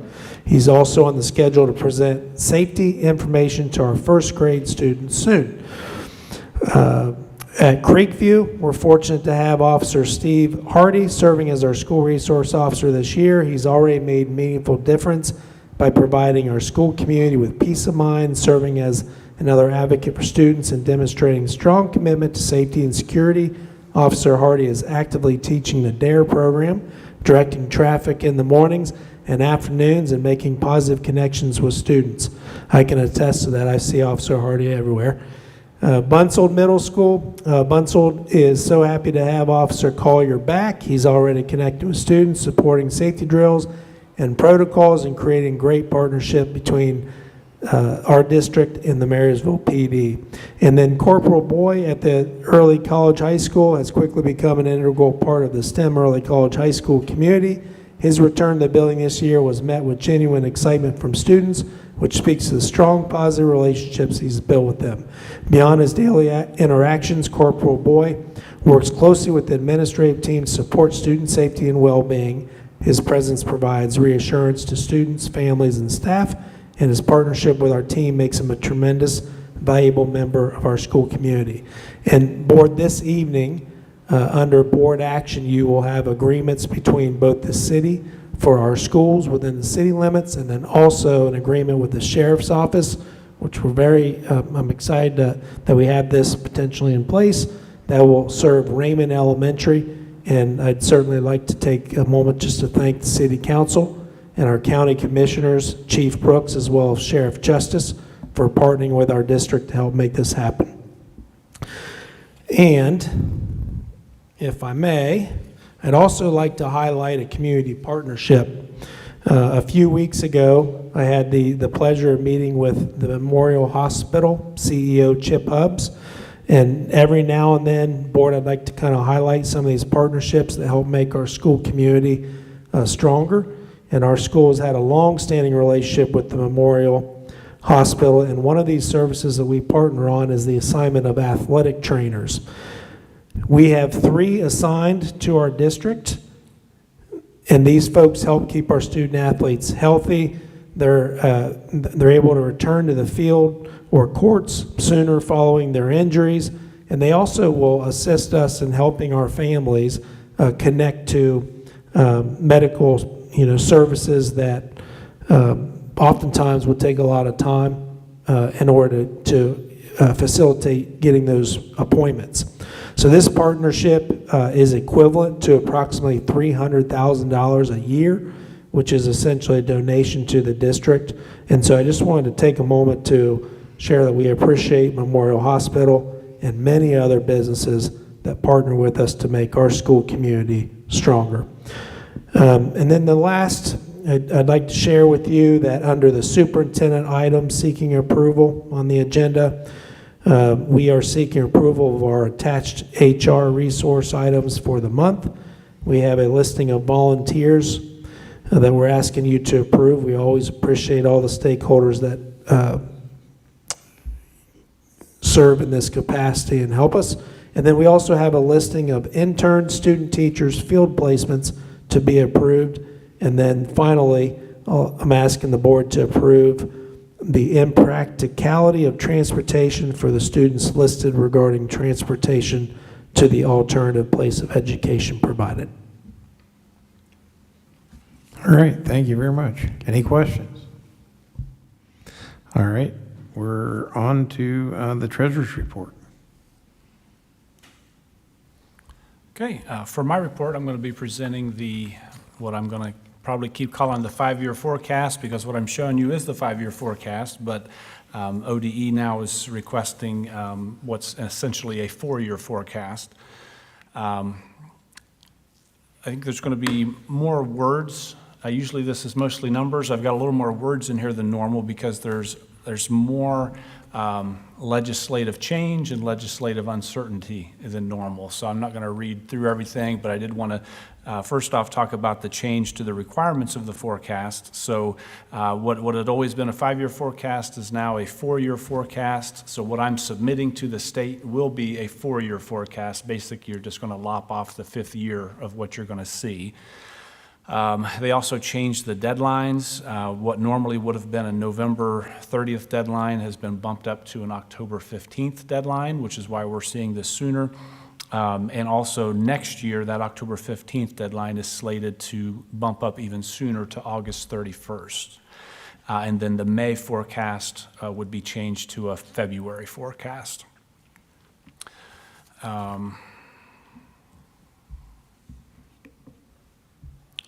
So as I mentioned, some of those legislative concerns, House Bill 96, that's our current state budget. We did see some minor increase in state funding, about a 4% increase for fiscal year 26.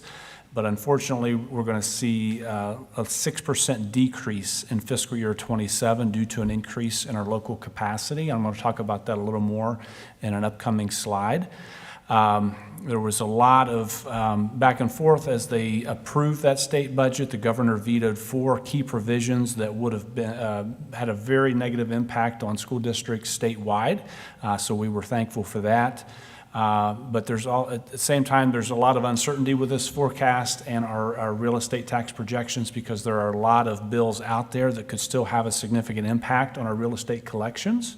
And as we were at a meeting last night, they mentioned there's new bills being added as we speak. So there's still a lot of risk involved in these projections. The governor appointed a tax reform work group to look at property tax increases and things that could potentially be done. That is slated to, that work group is slated to offer their suggestions at the end of this month. So we hopefully will know more at that point. And also, House Bill 96 included a piggyback tax exemption law that allows county commissioners to give a second tax credit for homestead and rollback. So in essence, those are taxpayers who are senior citizens and or certain income levels that would give them a little bit of a tax break. The existing exemptions are funded by the state, and that's a subsidy given to the schools. This piggyback provision would be on the back of the school, so that's something that would be funding to us. That would cost us over $500,000 if that were to be implemented. So that's not something we would be in favor of, especially with the potential legislative changes that are hanging over our heads. Those legislative changes could cost us millions of dollars.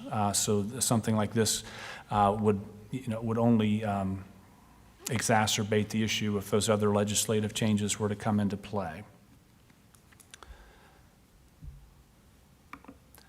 This slide I just show, I showed this last May.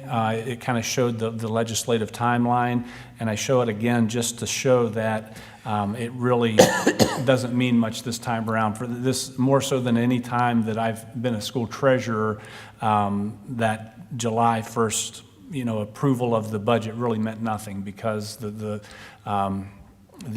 House has stated their intention to try to override some of those vetoes of the governor, and they can do so up until December of 2026. So we really don't know what the final thing is going to look like.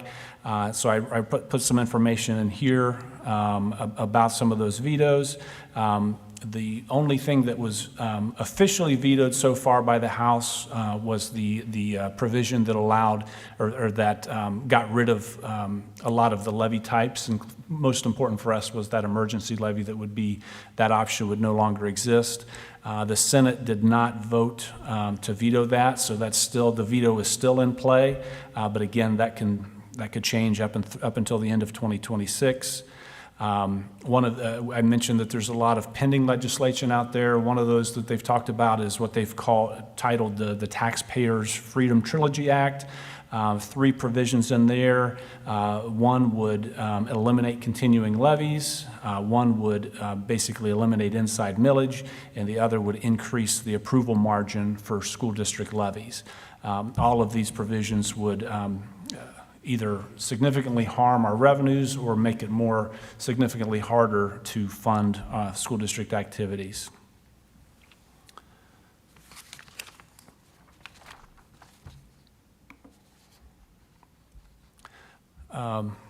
So looking at our revenues versus expenditures, this is the high-level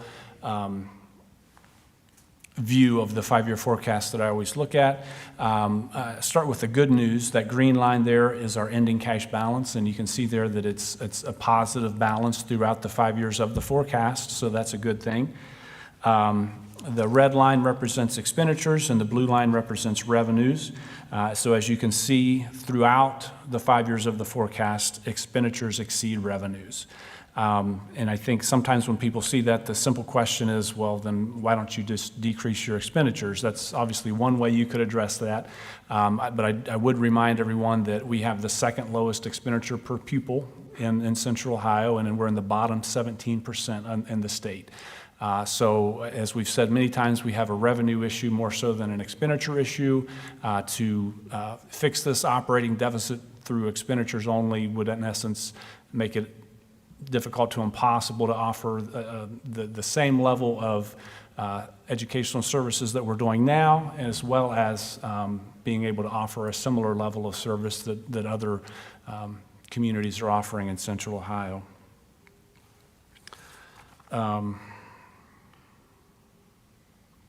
So it also, I would note that if it were not for taking on the preschool expenses that we had to take on this year, over $3 million of unexpected expenses, we actually would have had revenues exceeding expenditures. We would have had a couple years where we would have been actually building up our cash balance. But because of the preschool, and also I'm going to talk a little later about because of our state funding decreasing in future years, that's why you're going to see those expenditures exceeding revenues. On the positive side, the new levy was approved, and that revenue is projected in the forecast. And then also there was a reappraisal from the county that's going to take effect for next year. That was an increase to the forecast as well. But again, like I said, that's really, the preschool ate up basically half of our levy, so that reappraisal kind of helped to offset that.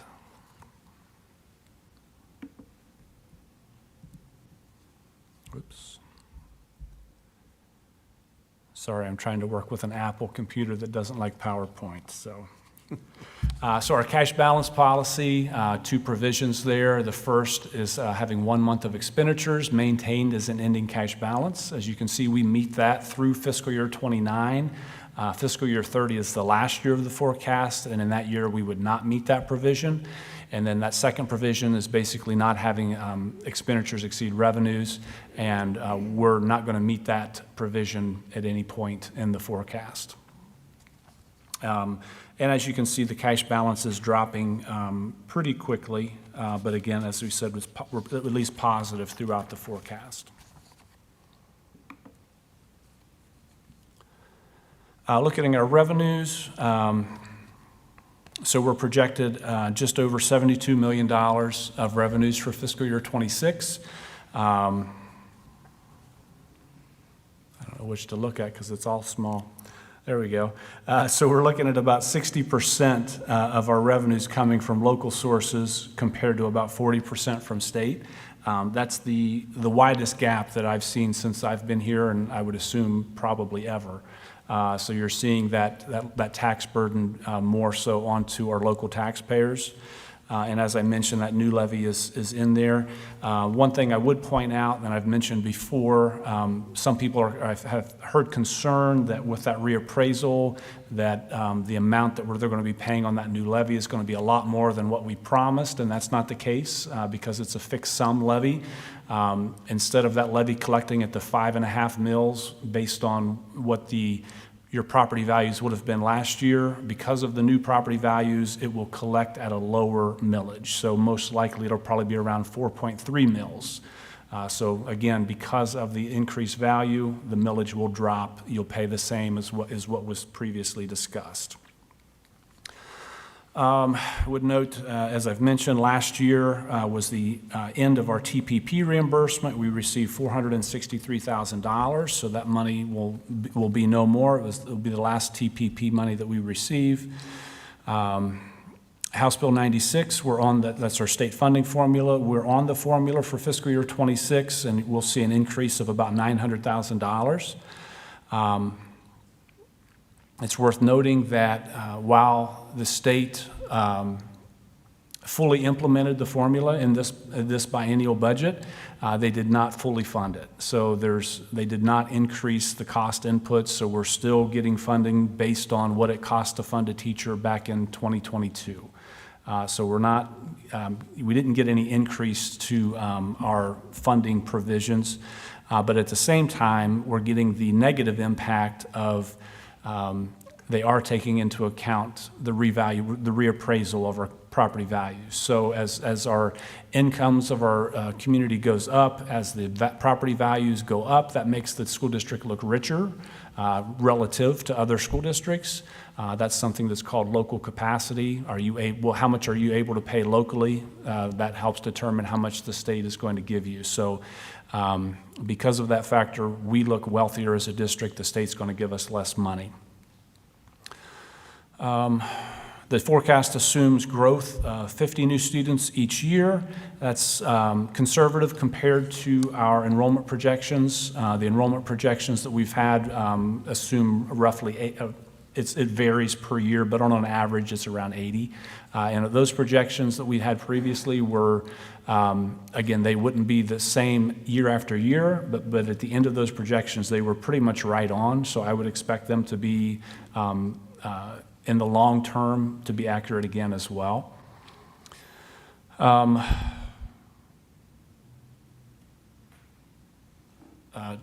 TIF revenue I mentioned on here. We're going to be able to use some additional TIF revenue to help offset that new preschool cost.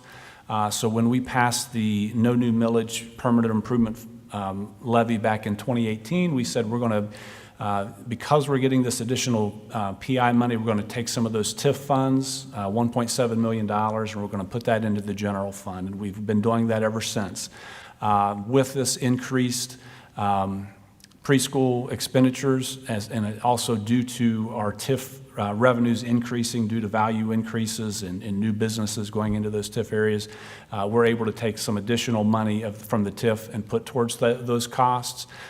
Basically, what I'm going to be doing, instead of a flat 1.7 million, I'll base it more prorated based on the millage of the permanent improvement fund compared to the millage that's in the general fund. So that number will, essentially, it should go up annually as the values continue to rise. We have a state budget through the first 2 years of the forecast. Fiscal year 28 will be the beginning of a new biennial budget.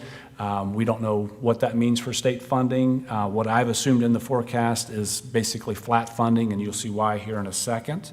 But that's another area of risk. You never know what a new biennial budget will do.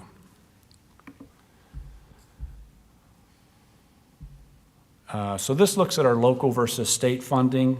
I've already talked a little bit about it, so I won't go too much there. But I noted that you can see the orange line, is how you're seeing increases there. Two main factors. First off, the new levy, that's going to increase those local revenues. And then secondly, that reappraisal. That was a significant increase in funding, especially because we're at the 20 mil floor for residential taxes. But with the red line being our state funding, you can see how that really is not much of an increase in 26. So I mentioned that we're going to have an increase in foundation money of about $900,000, but at the same time, we're losing $450,000 of our tangible personal property. So that's why you're really not seeing much of an increase this year. And then, as I mentioned, that local capacity number going up in fiscal year 27, we're actually going to see a projected to see a drop of $1.5 million in state funding for fiscal year '27. This year, we're on the formula, which means if we get one new student, we get more money. If we lose a student, we lose money. Next year, we would be on the guarantee, which means basically, depending on how far you are on the guarantee, you get a few new students, you get no new money. It's really, it's all part of the formula, and depends how far you are onto the guarantee, but this forecast assumes that we're on the guarantee throughout the forecast. And that's mainly a factor of that local capacity. Okay.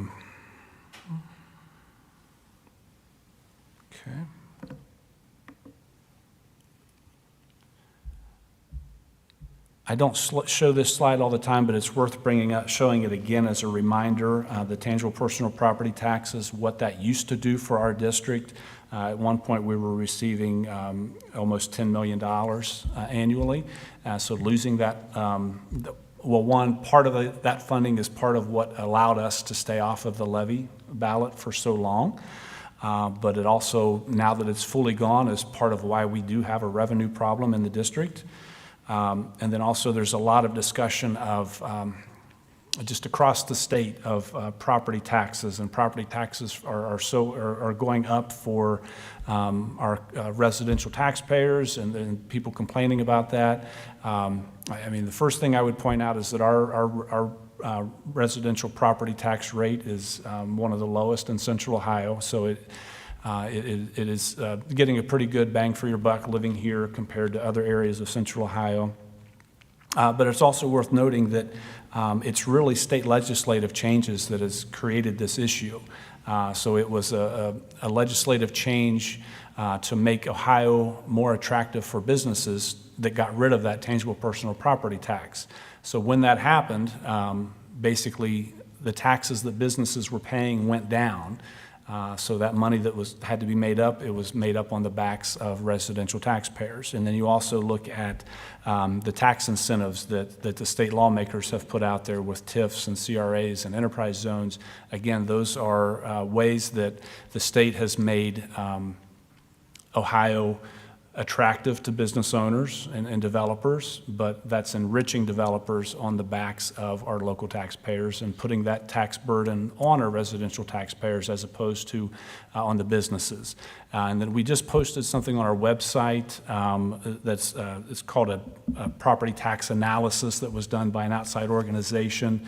And so that's on our website. You can go check it out. It talks a lot about that business versus residential. It shows how that split, as just the same as how our revenue split has changed, where it's coming from, state and local. You can see how businesses used to pay a larger share compared to what they're paying now due to a lot of those legislative changes. And again, I'm not trying to demonize those legislative changes because from a business standpoint, you know, Ohio, I think, seems to be doing good economically. But that is the consequence of those changes. Our residential taxpayers are paying a higher share than what they used to pay, and then also compared to what some other states they're paying.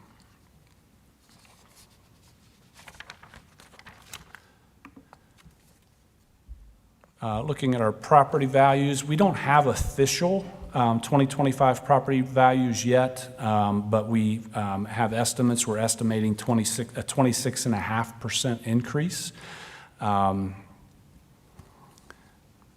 That's, again, because we're on the 20 mil floor, that's a significant increase in revenue for the general fund.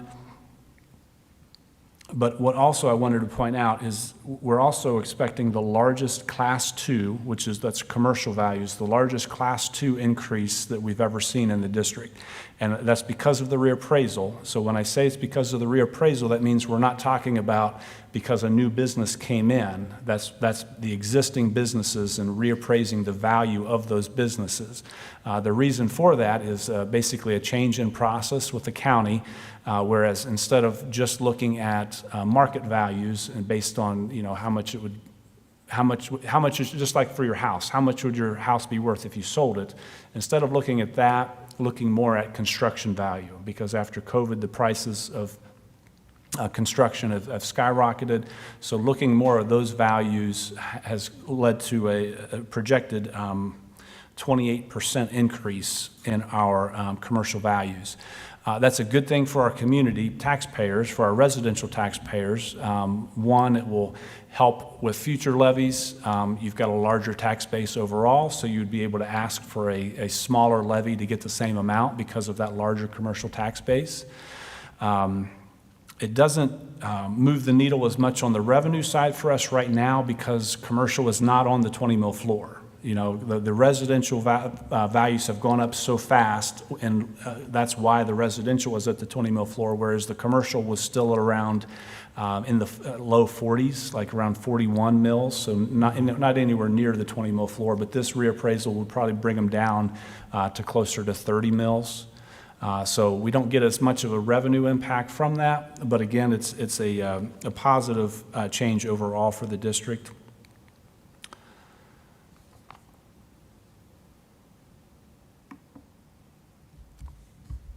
On the expenditure side, expenditures not a real major change compared to the most recent forecast. I would note on the salary side, what I've got in there now, there are multiple positions that are open in the district. So depending on whether those get filled or not would have an impact on where this forecast ends up. I've assumed in here that some of them wouldn't get filled, but if they do end up getting filled, that might bring the number back up closer to where it was originally.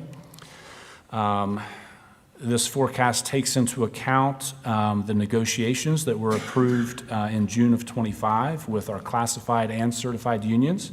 We have raises approved for fiscal year '26 of 2.5%, fiscal year '27 of also 2.5%, and then fiscal year '28 of 2%. So those are known in the forecast. If you look at the forecast and you look year over year, if you compare the fiscal year '25 wages to the fiscal year '26 wages, I know people like to do that and they'll say, well, that's crazy. Why did it go up so much? That big difference between '25 and '26 is because of the preschool. So you're going to see an increase of close to $3 million between those 2 years because of the preschool. The forecast assumes hiring 6 new hires per year. That's partly due to growth, partly due to, as Mark's presentation showed, you've got an increasing EL population, increasing special needs population. So all of those factors come into play. Another large factor in this forecast is healthcare costs. I've assumed an increase of 9% annually. I note there that this is an area of potential savings. If we were to do our insurance renewal right now, we would probably be less than 9%.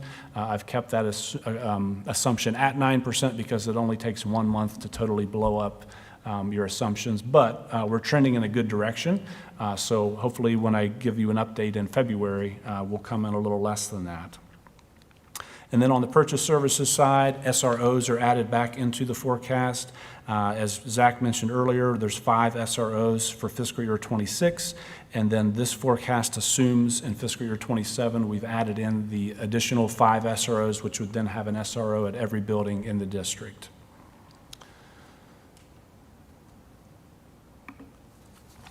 And finally, ending cash balance.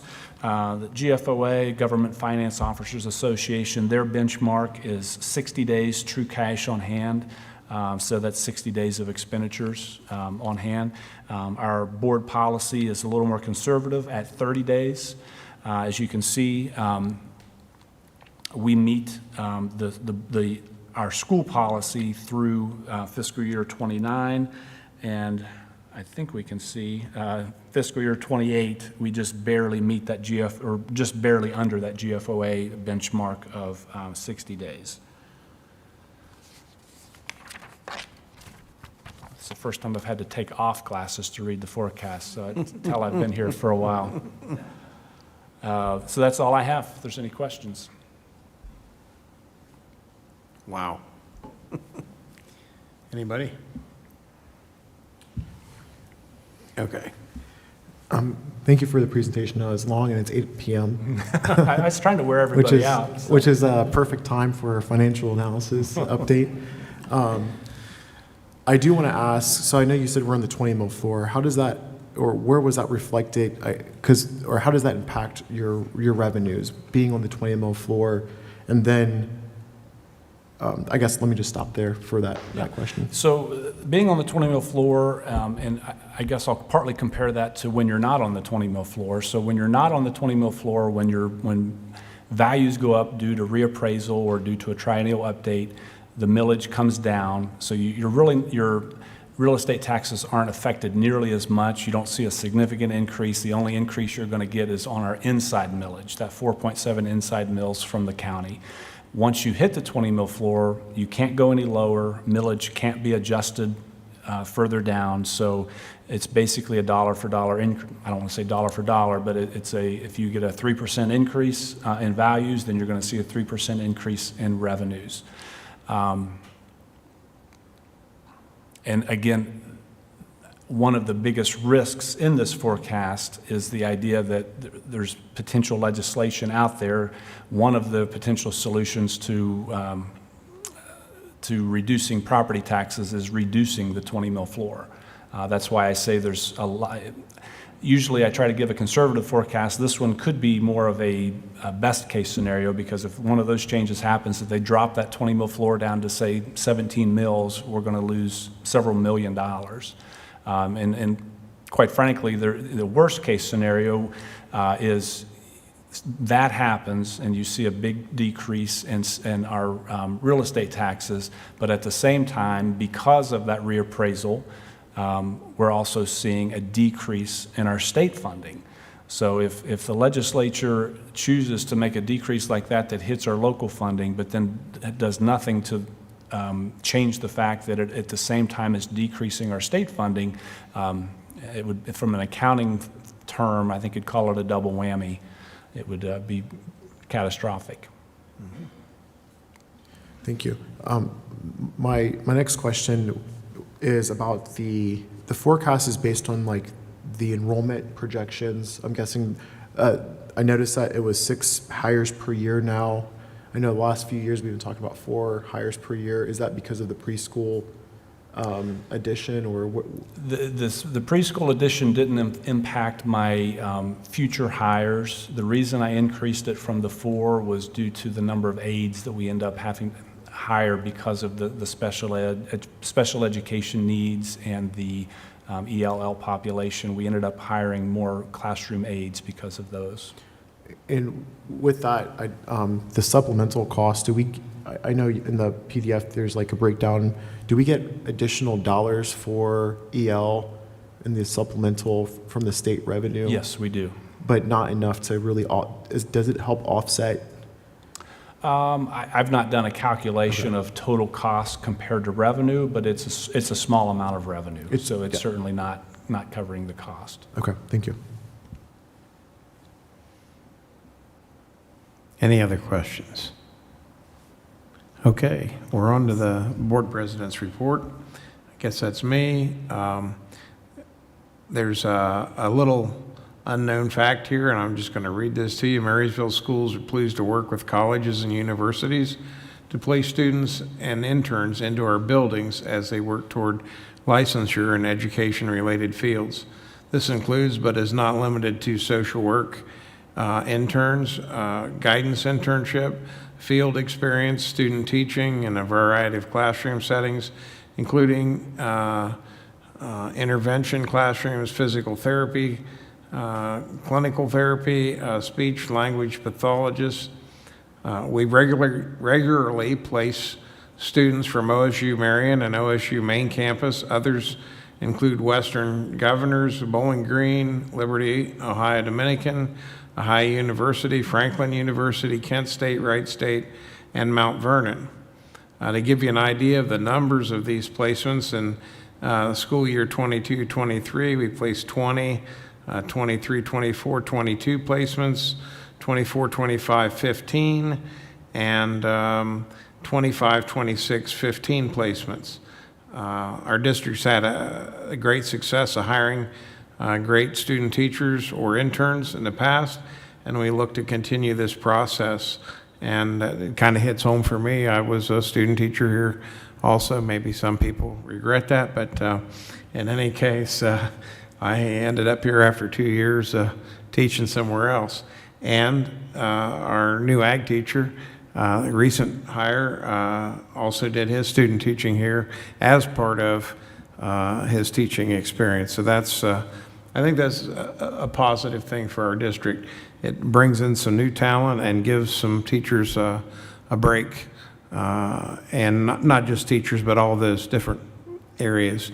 The next thing, last night we were at the Ohio School Boards Association banquet and listened to a lawyer speak, and she talked about things going on in the state in terms of taxes, and one of the things that came out was the Ohio Educational Policy Institute released a property tax policy analysis of residential property taxes in Ohio, a balanced approach to reform that illustrates how Ohio's reliance on local control, along with economic factors and the state tax policy changes, have led to a significant shift in the state-local funding partnership toward residential taxpayers. Rising home values, slow economic growth, and 20 years of state tax policy changes have intensified local school funding challenges. Homeowners and farmers now carry 67.5% of school property taxes, up from 46.1% in 1975. Meanwhile, the business share has nearly been cut in half.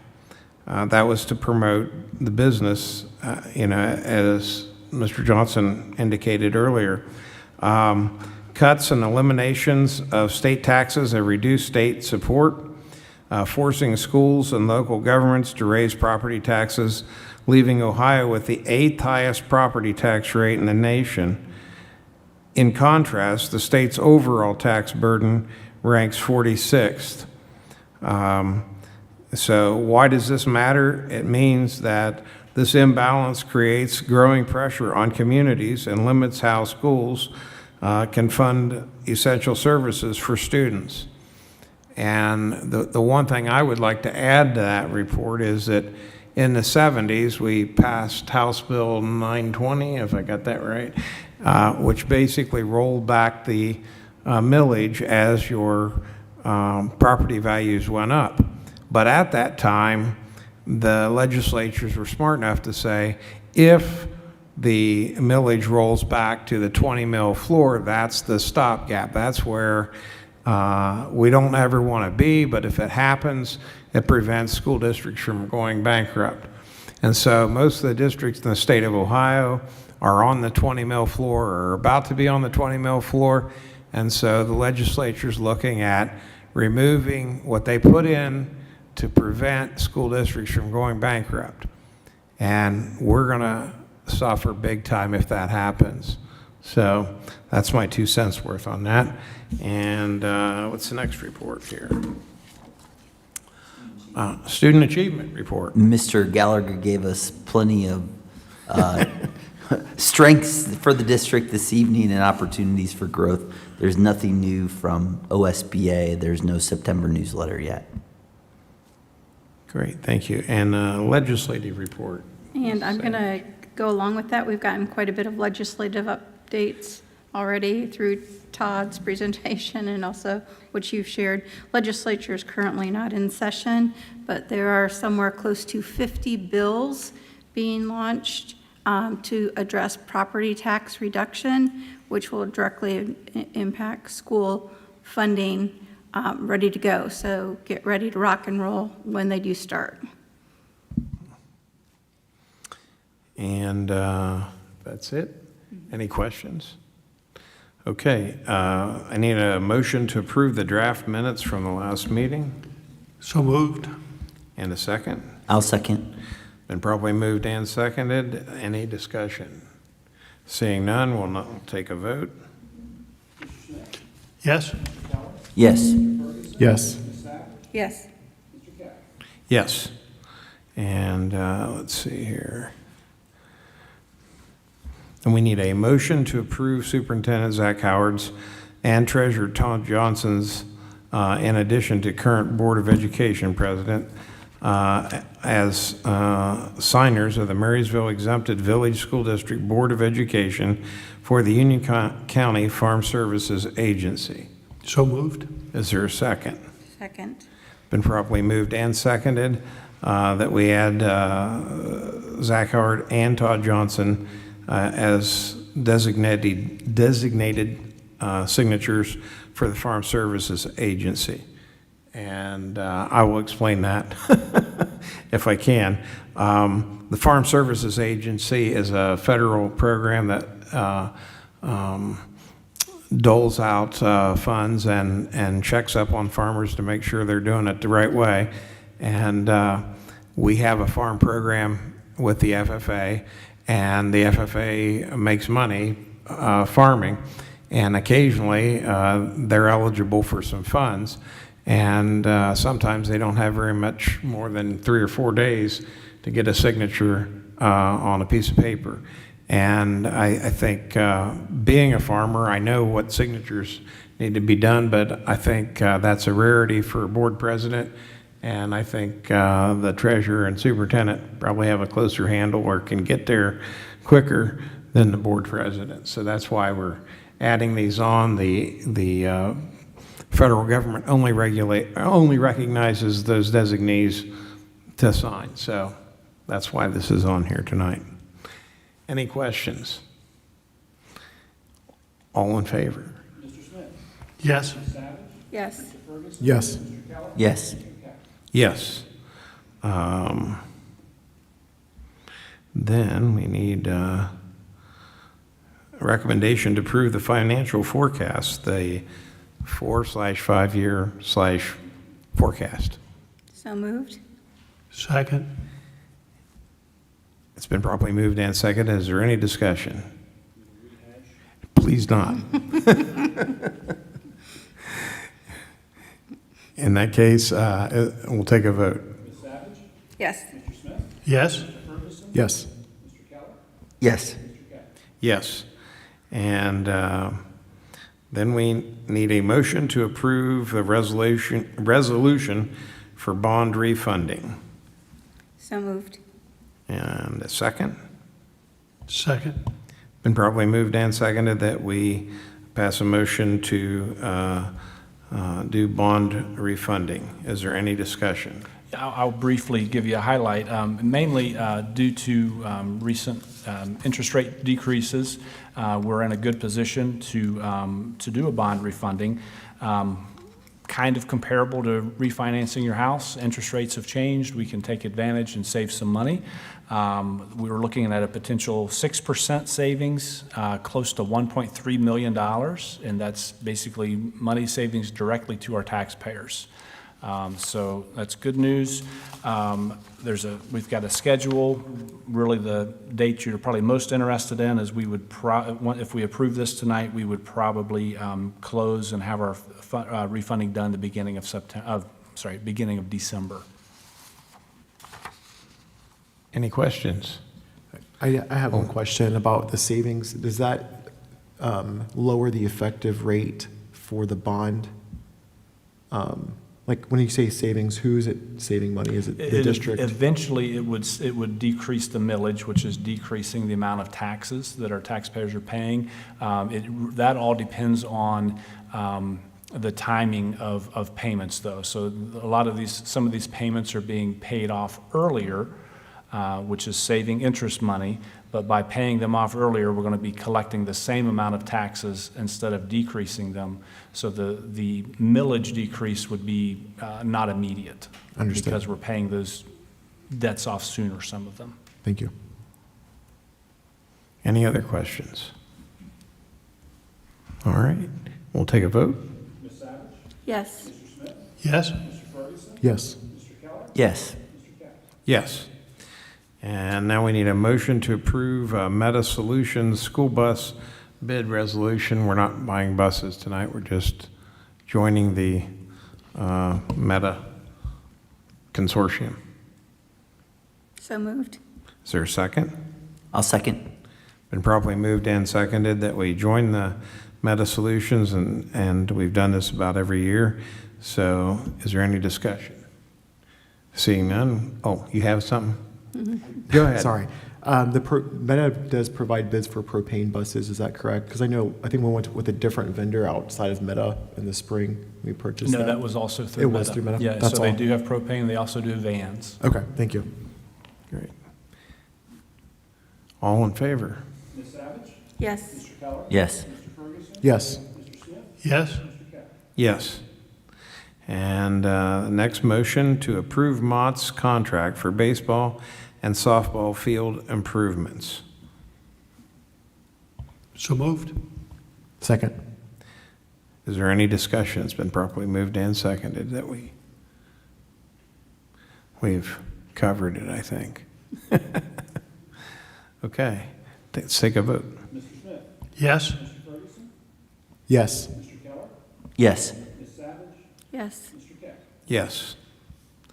And the next motion to approve the Raymond School Resource Officer Fiscal Agreement Resolution. So moved. Is there a second? I'll second. It's been properly moved and seconded. Is there any discussion on the Raymond Resource Officer? Just want to say thank you to Sheriff Justice. He was at our meeting for an hour, maybe an hour and a half, but just thank you for his support and making this possible, this agreement possible. Yep. All in favor? Yes. Yes. Yes. Yes? Yes.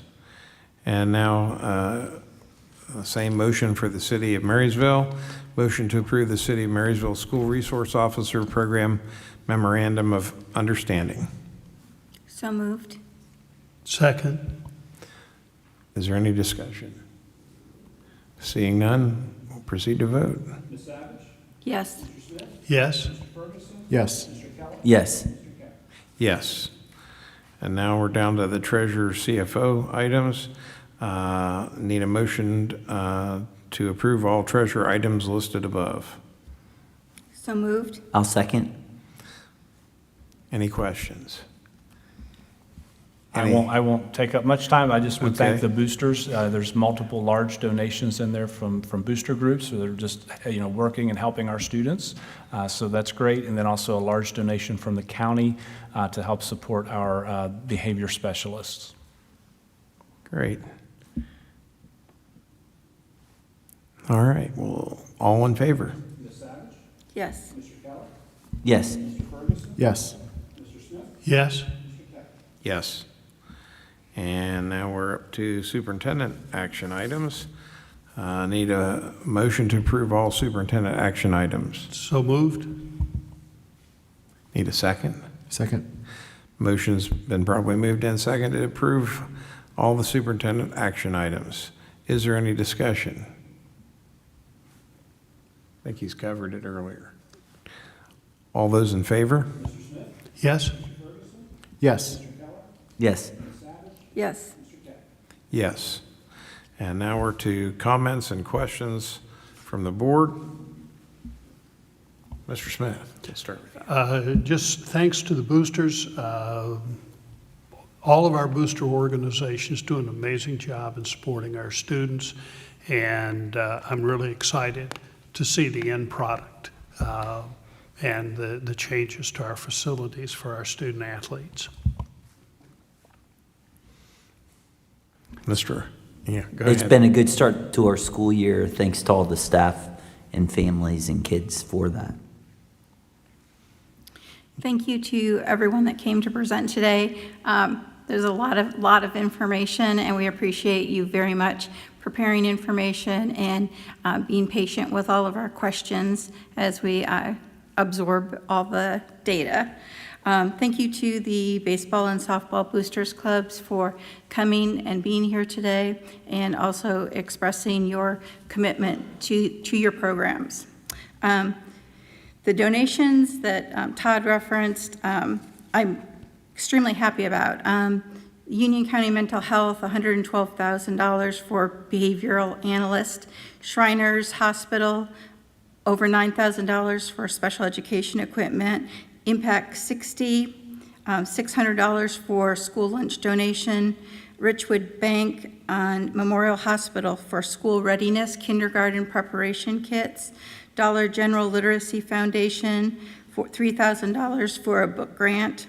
F3 Half Marathon Daniel Claiborne, $1,500 for the Monarch Market. $20,000 from the Quarterback Club for pay to participate fees. Talesium Services, $1,400 to support the soccer program. And Marysville Athletic Association for Girls Golf Boosters, $1,800. So we could not do it without the community. Very true. I think I've used my time up on my questioning, so I'll say thank you to everyone who presented tonight and all of our staff for their dedication and hard work. Thank you. And the only thing I'd add is, please look at our website and look at the state funding versus the local funding, and see if you can make some headway with state politicians. That's posted under district news, President Keck. What's that? I'm sorry. That is posted under the district news on the Okay. website with Okay. what you're referencing. All right. That's it. I need a motion to adjourn.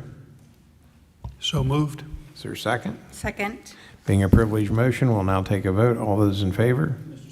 Yes? Yes. Yes. Yes. We're out.